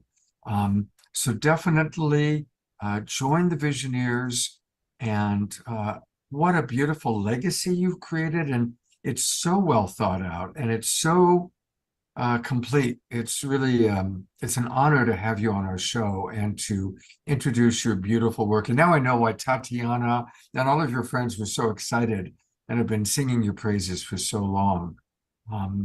It's just an honor. I also want to acknowledge that Dr. Jerry Schwartz has written a wonderful book, and you'll have to wait until Wednesday night, January 10th, to learn all about it, because she will be on our next edition, Authors That We Love, where we're going to learn about her book that she wrote. So we're going to get more of you early next year. So we're excited about that. And are there any final thoughts, anything that either of you want to share with our audience before we conclude? I would just like to underline this last thing Jerry was talking about, an educational project that's being introduced into the formal educational system, because the formal educational system is what builds the world. It's built the world we've got, and now we've got to change it to build the world that we want.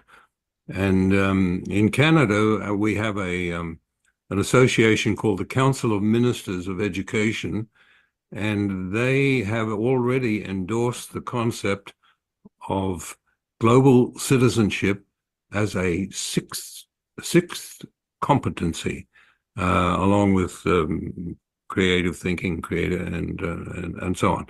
And so we feel that by working with the formal educational system now, we can get this whole thing moving and move it up to UNESCO and through their resources into the whole world. And this can be really transformational. So we invite you to keep in touch as we go ahead with this in the next year. Do I get a turn? Yeah, absolutely. And thank you, Desmond. Thank you. I would like to remind people that Einstein said that you cannot find a new and different solution by thinking the same thing and at the same level, that humanity is in a moment of evolution, and that we understand the brain is neuroplastic. Now, this course in global citizenship, whether it's taken by adults or elders of any age who take it as a gap year, or whether it's taken as a course in school, begins with knowledge. And that's why it's very important to take your time and listen carefully to what people are saying in a distilled way. But the course in global citizenship also teaches the 5 competencies, the learning to learn competencies that the Ministry of Education is counting on as competency for high school graduation. But that doesn't mean to say that's the only people who can have it are high school graduates, because it's offered freely to everybody who takes the course. And this course can be edited by teachers so that they use the videos and the parts of it that they want. And their student responses are also automatically online. They can be shared with each other. They learn how to learn, as well as learning the concept of global citizenship. That's the key. People need to open their minds and hearts and their whole gut and self to really understand that everyone has the opportunity to participate in a transformed environment, and that the world is in such a place right now, such an existential moment. Wouldn't it be wonderful if 1,000 of us could start affecting 1,000 others and 1,000 others? And that's how the website is set up, for you not only to take it yourself, but to share and empower. And what it does is it teaches the secondary and tertiary level of thinking, so that you come out not only knowing about global citizenship, but how to think and how to find new solutions. So for this reason, I would really encourage people of good mind and heart to get out there, to invest in themselves and in the knowledge that these wonderful thought keepers have to give us, and to go ahead and let it affect your own community. And tell us about it. Beautiful. Well, again, this is just a homeopathic dose of the incredible wisdom that you two bring, the beautiful projects that you've brought. Everybody, let's join the Visioneers. Let's be generous and let's donate. Green Energy, you know, they're providing us with all these amazing videos and tools to learn. Let's all take a gap year, metaphorically, and let's all join the Visioneers. Thank you both so much. And Geraldine, I'm looking forward to seeing you again on January 10th. Okay. Wow. I mean, there's so many responses in our chat box. I don't know if you've been reading what everybody's been writing, but already people that are joining. One person has quit her job so she can take a gap year and study everything you've provided. There's a lot of enthusiasm from our Global Peace Tribe for just such an extraordinary thing that you've created. And I hope you are seeing those comments. Scott, could somebody put on the gap? You know, there were these little on the chat. There were little sort of frozen moments, and one of them came on a key part when I said, "What is the greatest force of energy in the universe?" I'd like to tell them that the greatest force of energy is human creative imagination, and when it's joined with more than one person, when it's joined with a collaboratory, nothing will stop us from saving the world. So, and we are offering this not just to children in schools, but anybody who wants to take this journey can go right to the website, join the Visioneers, and start immediately at their own pace. And so, and once they have had it, they can share it. So that's what we're trying to do. We're trying to get it out there so that people begin to share it. And this is the new literacy. We have to understand that we are global citizens right now, that there are people on this very call from all over the world as a demonstration that we are global citizens, and that if we stop for a moment and stop concentrating on the badness which we hear continuously, and start looking at all the good things that we're doing, how kind we are, how compassionate, what wonderful projects there are. And what we're doing with the website in this wall of stories, started off with just a few seconds of stories that now take 6 minutes to go by. and it's growing every moment. And all you have to do to see any of these stories is to just click on the story. Immediately you go to the display, and you can then curate your own story from there. So while the technology is way beyond me, and our team has put this together, it is a most amazing website. And that's what the future is. And I guess what I'm saying is that we can focus on the present, which is not very good, or we can focus on a future in which we use our creative imaginations to what could be. And on your previous parts of this program, you showed all these wonderful things that people were doing. Now those wonderful people have to then join together and start sharing this in a way that we can scale up, and that the media begins to pay attention, not only in the Facebooks of the world, but in every country's main broadcast systems, whatever they are. You know, there's war waging in the world right now. We hear it every moment on our television screens.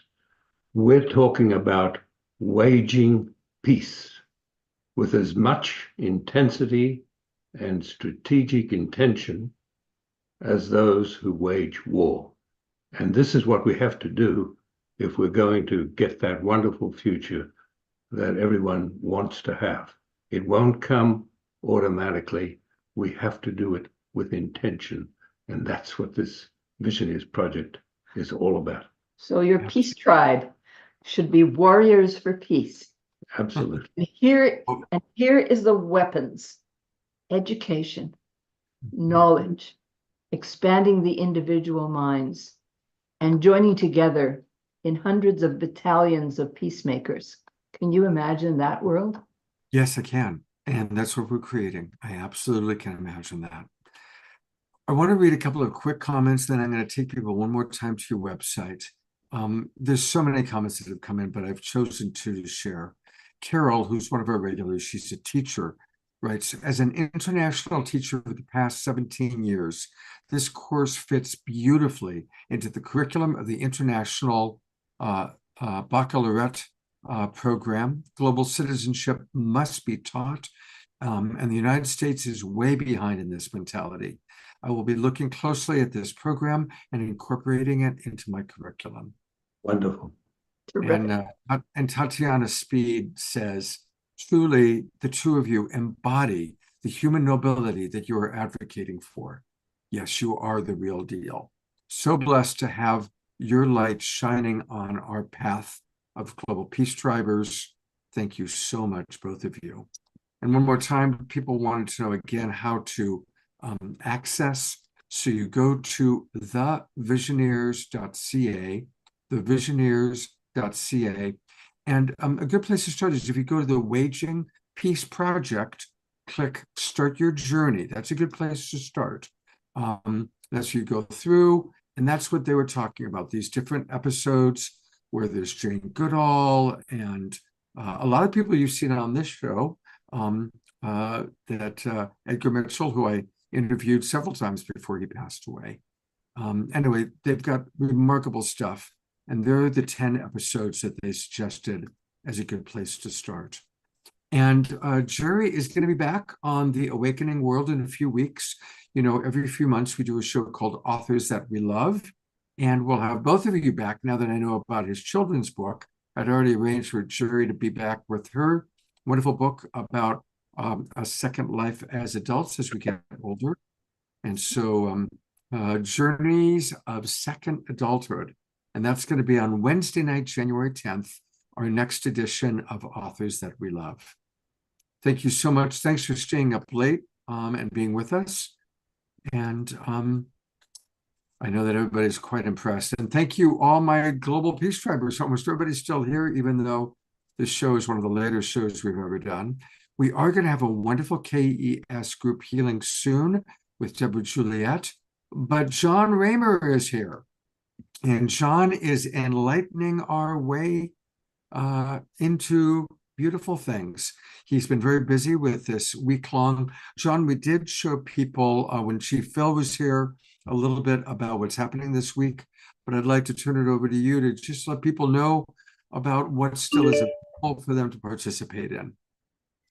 Yeah, well, congratulations to what the Visioneers have done with Des and have there. I also have the privilege of doing something I love with someone I love. And you guys got to hang with Summer and know. And I think the best thing I can do for everyone is let them go and give them peace. I don't want to overwhelm folks with more stuff. There's so much goodness here. And part of the challenge that we're addressing, I call an architecture of interconnected communities.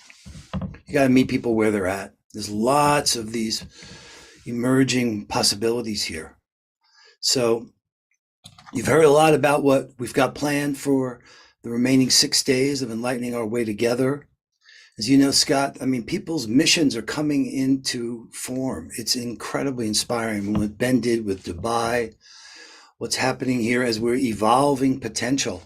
And Brother Phil finishing this book and writing and lighting these eighth fire all over as prophesied. This is a remarkable time. And Summer's going to be dancing for 24 hours. And just let me show you where it's all accessible to you. It's free to everybody. And there's so many amazing social innovators here. And I could just show you. So this is the Mighty Network. On the left is Enlightening Our Way Together. You see all these different spaces. You go to the hub to get all the help you need. The Hague Center with Anna Marie's got the Unity of Justice. But if I go to one of these spaces, these convergence rooms, and I look at the events, you can see what's unfolding here. So we start in the morning with MLK, from MLK to Native American empowerment, a message from the heart of the Amazon and the Mamos. This is just tomorrow, okay? So many folks doing so many amazing things right now. The future is not like it was in the past. And we know that these brilliant insights and the wisdom that we have needs to turn into real change in the way we're behaving with each other and towards each other. That's why what the Visioneers done is so inspiring. That's why so many of what we're up to, it's no longer time for just putting this forward like theory. It's time to put it into practice. And you could see it here. Jane Goodall and so many folks, and Brother Phil has been such an inspiration to so many of us for so long. So this is just what's happening during the Enlightening Our Way Together inside of one world, where we have really looking, and I mentioned this about an architecture of interconnected communities. I think this is so important because people can easily be overwhelmed. Oh my God, there's so many places to go and so many things to do. Well, we all got to weave our own way through it. But in here, we talk about in detail, how are we going to connect up all these different places? That's why when I see what the Visioneers has done, and on top of that, what the Holo movement has done, and this whole idea of the future of online communities, and how are we going to be able to not get trapped in these different platforms? I have a picture here just to make this point.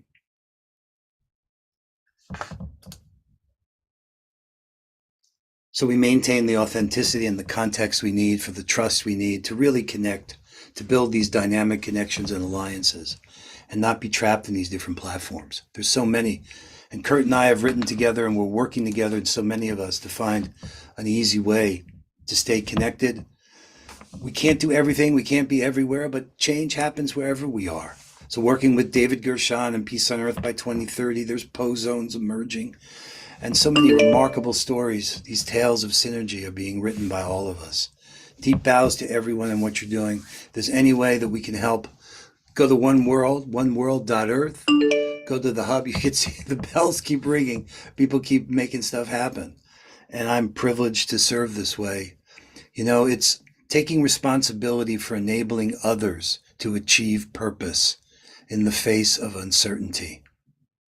Those are the words of Marshall Gans. That's leadership for me. That's when I see what you two have done with the Visioneers. It's very similar to what you do too, Scott, bringing light to those that are really taking on the challenges that we're facing by bringing forward new ways of living together. Patricia Ann Davis, living the loving way as a way of life, walking in beauty.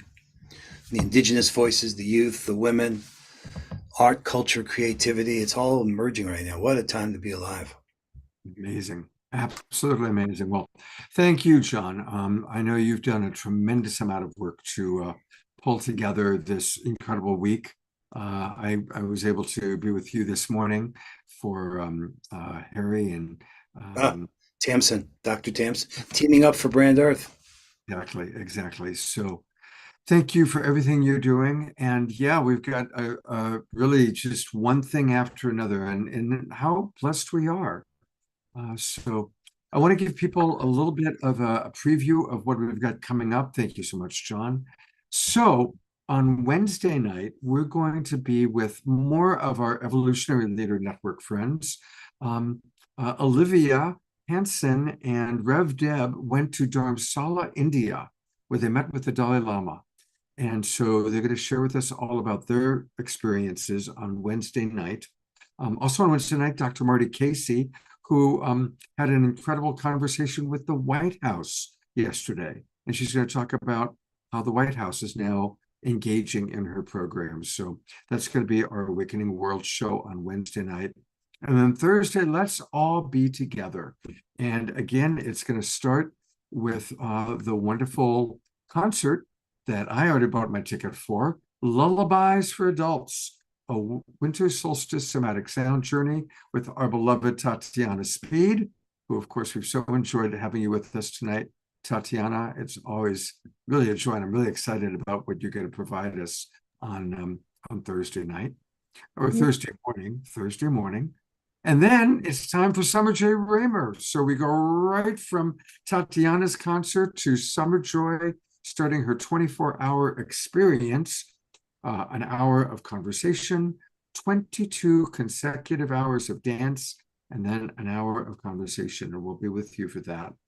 And then also on Thursday night, our beloved Kristen Hoffman is doing her Sacred Solstice concert.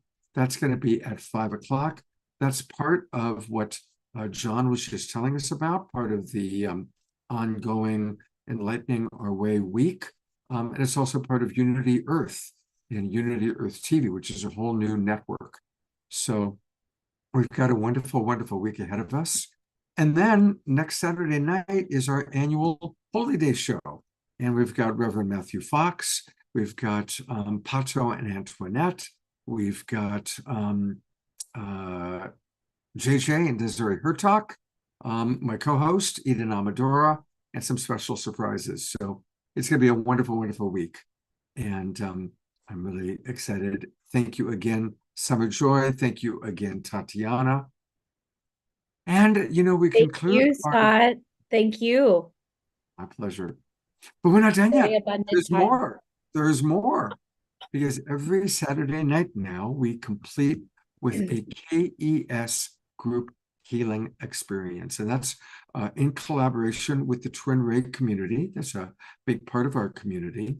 And, you know, speaking of that, I do also want to mention one other thing, which is our evening meditations that we do. Every night at 6:30 p.m., we do an evening meditation. It's free of charge.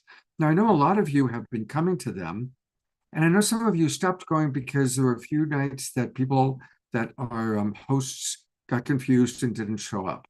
But we are making a whole new commitment to really make sure there's always a wonderful host. I'm actually going to be hosting on Monday nights now. So please join us every night, 6:30 p.m. It's a free event, and we drop in and do a beautiful meditation together. Of course, on Wednesday nights and Saturday nights, we do it as part of the Awakening World. And I want to especially encourage people to come on Sunday nights. You see her dancing and moving and grooving. This is Tiara, one of our wonderful Global Peace Tribers. And I try and make it to her meditation on Sundays because she puts so much into it. And I'm putting her on the spot. She didn't know if I was going to put her on or not. But Tiara, when you shared with me how you prepare all day, would you be willing to share that with our audience, please? Sure, thank you. Yeah, it's a sacred Sunday, and I devote my whole day into the meditation that we experience together that night. And so I spend the day feeling into the collective field. And then about 4 o'clock, I make sure that all the distractions are dispersed. And at 5 o'clock, I get ready and start to set the field. And I actually come into the Zoom room early at about 6 o'clock. And I go into meditation for us. And at that point, I'm starting to feel into our group to see what's being called for to move our energy forward and to create healing and holding.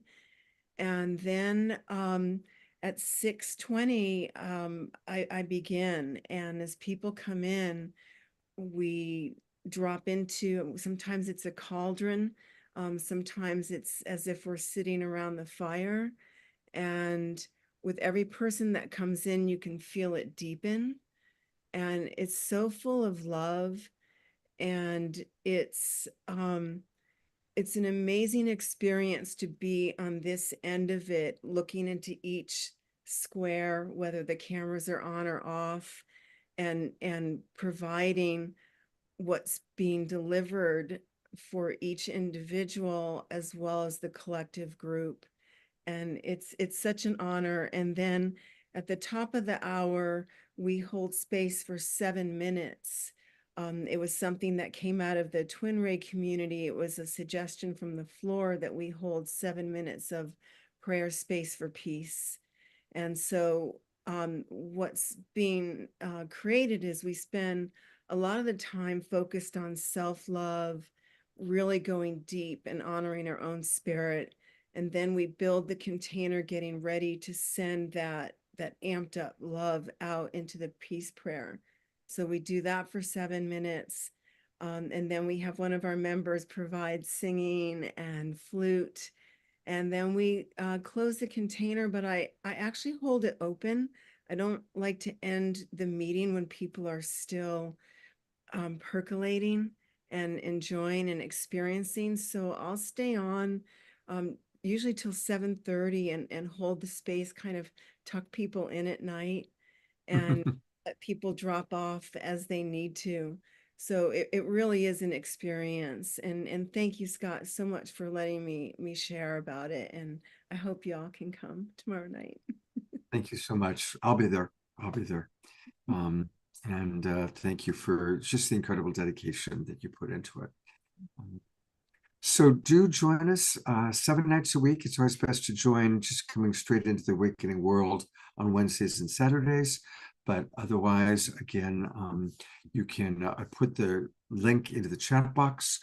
For those of you watching on all the Facebook groups and pages, I'll put this up on my Facebook profile page right now, so you can also get the link that way.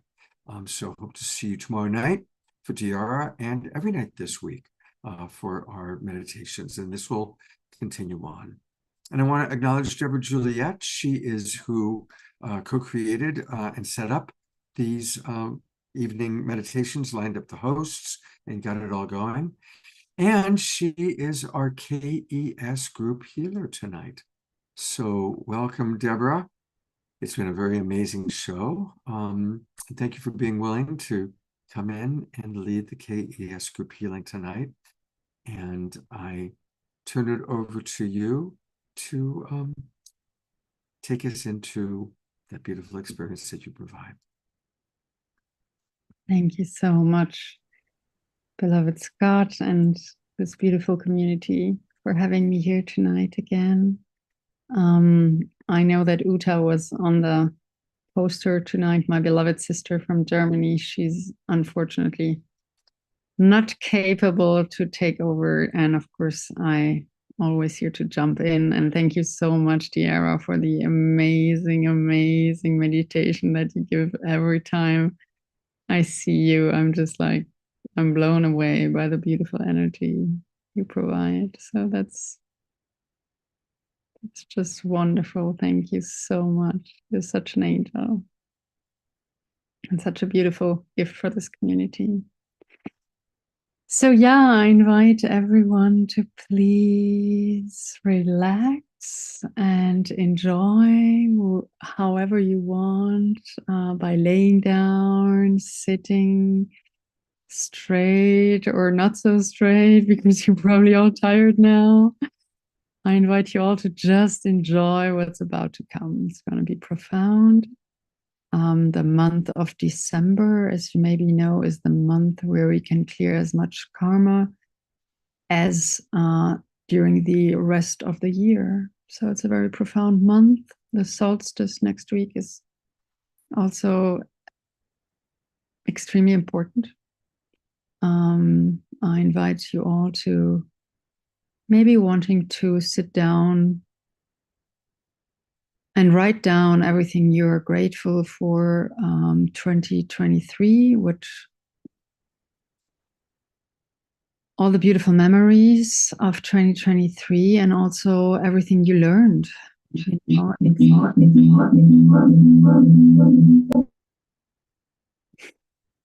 We can be grateful for like this.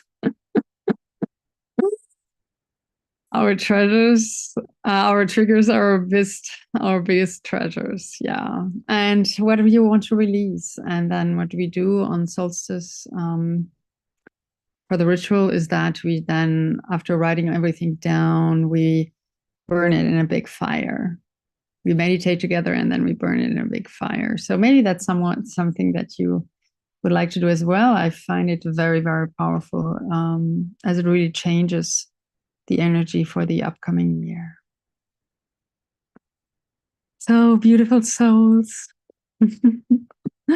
please relax, sit down, lay down, just enjoy yourself and close your beautiful eyes if you want to. Now would be perfect time to have your last sip of water. Let's start with a prayer. And then I do my best to let the divine heal you all through his body.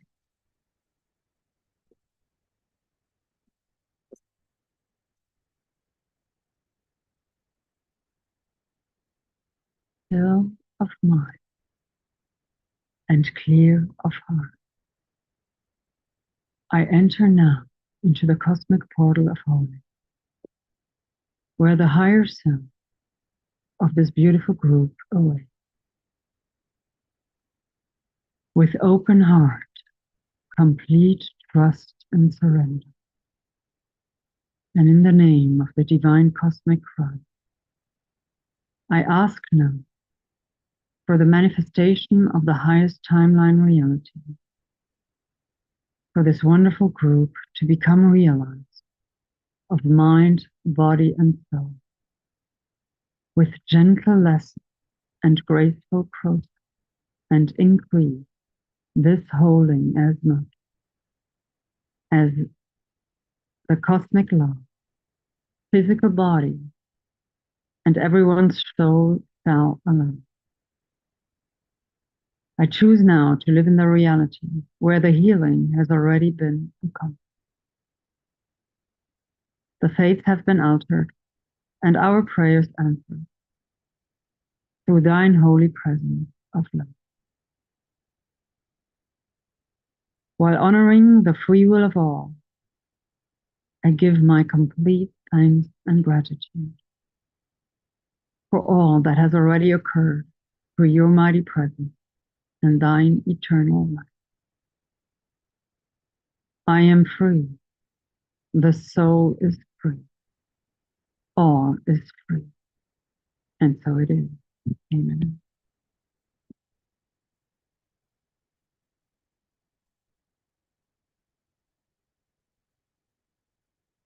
Me, Deborah Juliette Kreuzer, call upon the cosmic Christ, supreme intelligence, to support and facilitate this group KES holding fest. I ask permission from all receivers present to receive this group holding with the highest good and divine grace for all involved. I request, on behalf of this entire beautiful group, become aligned for the duration of this session to the divine intelligence of Christic energy systems with grace, with ease, and with joy.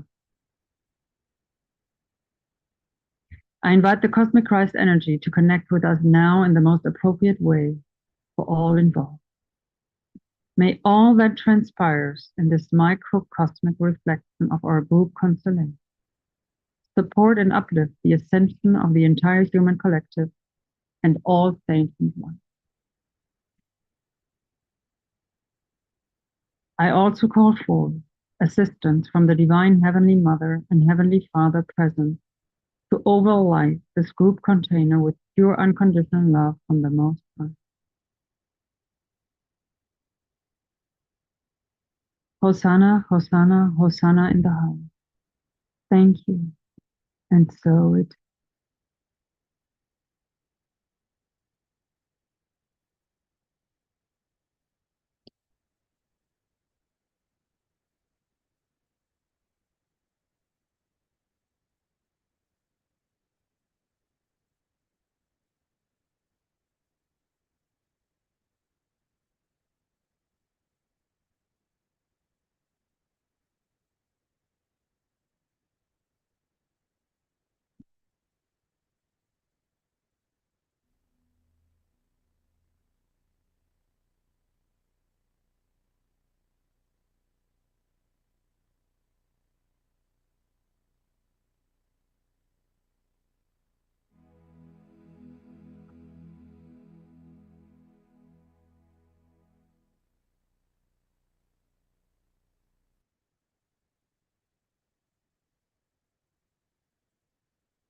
Yes, if you want to add some beautiful music, Omar Shan,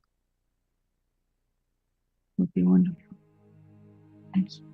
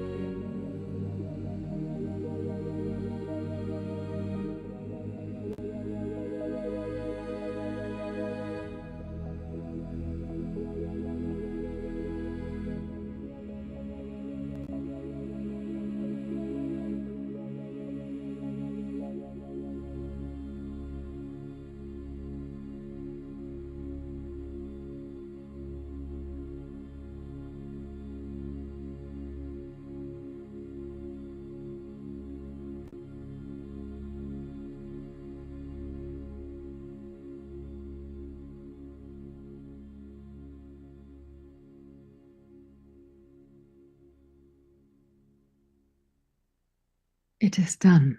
It is done. It is done. It is complete. Thank you so much, beautiful Omar Shar, for this wonderful, wonderful music. Thank you.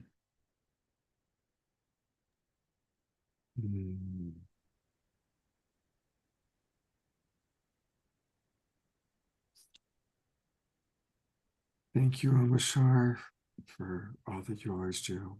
So good to see everybody still with us. And thank you, of course, beloved Deborah, for coming in and jumping in at the last moment.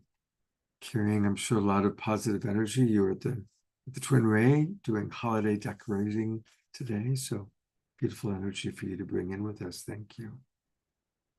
Always my honor and my pleasure. We'll stay on for a moment or two. If anybody wants to put into the chat box what they've been experiencing during this beautiful healing experience, it's always nice to hear from people. If anybody wants to share verbally or put into the writing what they might have experienced, would love to hear what you have to say. And a reminder that everybody's experience is different, and everybody's experience matters. And it's just beautiful to see how many of you are here, and I have been getting a lot of wonderful, positive responses about these KES healings. And again, thank you, Deborah, for all that you've done to help organize it. My pleasure. Is there anything you'd like to share about the services that you offer, Deborah? No, of course, you always can come, and I have been getting beautiful requests from this beautiful tribe, and I'm going to answer them now. I had an incredible 3 last weeks with so many demands and so many emergency healings and emergency teachings also that I had to give. And so I apologize if I could not reply as fast as I wanted and immediately to everyone. But I have all of your beautiful requests, and many, many requests came in and emails, and I'm going to heal each and every one of you. Basically, just send me an email and I'll get back to you. And I thank you so, so much for all of your love and your trust. And it's really a great honor to be here. Thank you again, Deborah. All right, her email address is in the Zoom room. And a big hello to anybody watching on all the Facebook groups and pages. Come and join the Global Peace Tribe. Come and be with us. It's really, really easy to do that. Just go to globalpeacetribe.com, globalpeacetribe.com, and join us. And that way you can come on into the Zoom rooms and be with us directly. We've got a really big week ahead with concerts, Christian Hoffman, Tatiana Speed, Enlightening Our Way Together, and more Awakening World shows, our Holy Day show. So I'm looking forward to sharing all these things with you. It's beautiful to see people, Dorina down in Ecuador, Frode in Europe, friends up in Ashland, Omashar in Colorado. It's lovely to see that we really are truly the Global Peace Tribe. I'm going to go to gallery view. If you want to turn on your cameras, please do. It's beautiful to see 38 wonderful souls still with us at 10 o'clock at night. There's Bonnie and Roger and Lynn and Leaf and Susan. So it's good to see you all. And Desmond and Jerry are still with us. God bless you too. Oh my gosh. All right. Thank you everybody for being with us. We'll see you later on in the week. And have a beautiful Sacred Sunday. I hope to see you in Tiara's Sacred Sunday Twin Ray Meditation Room. Good night, everybody.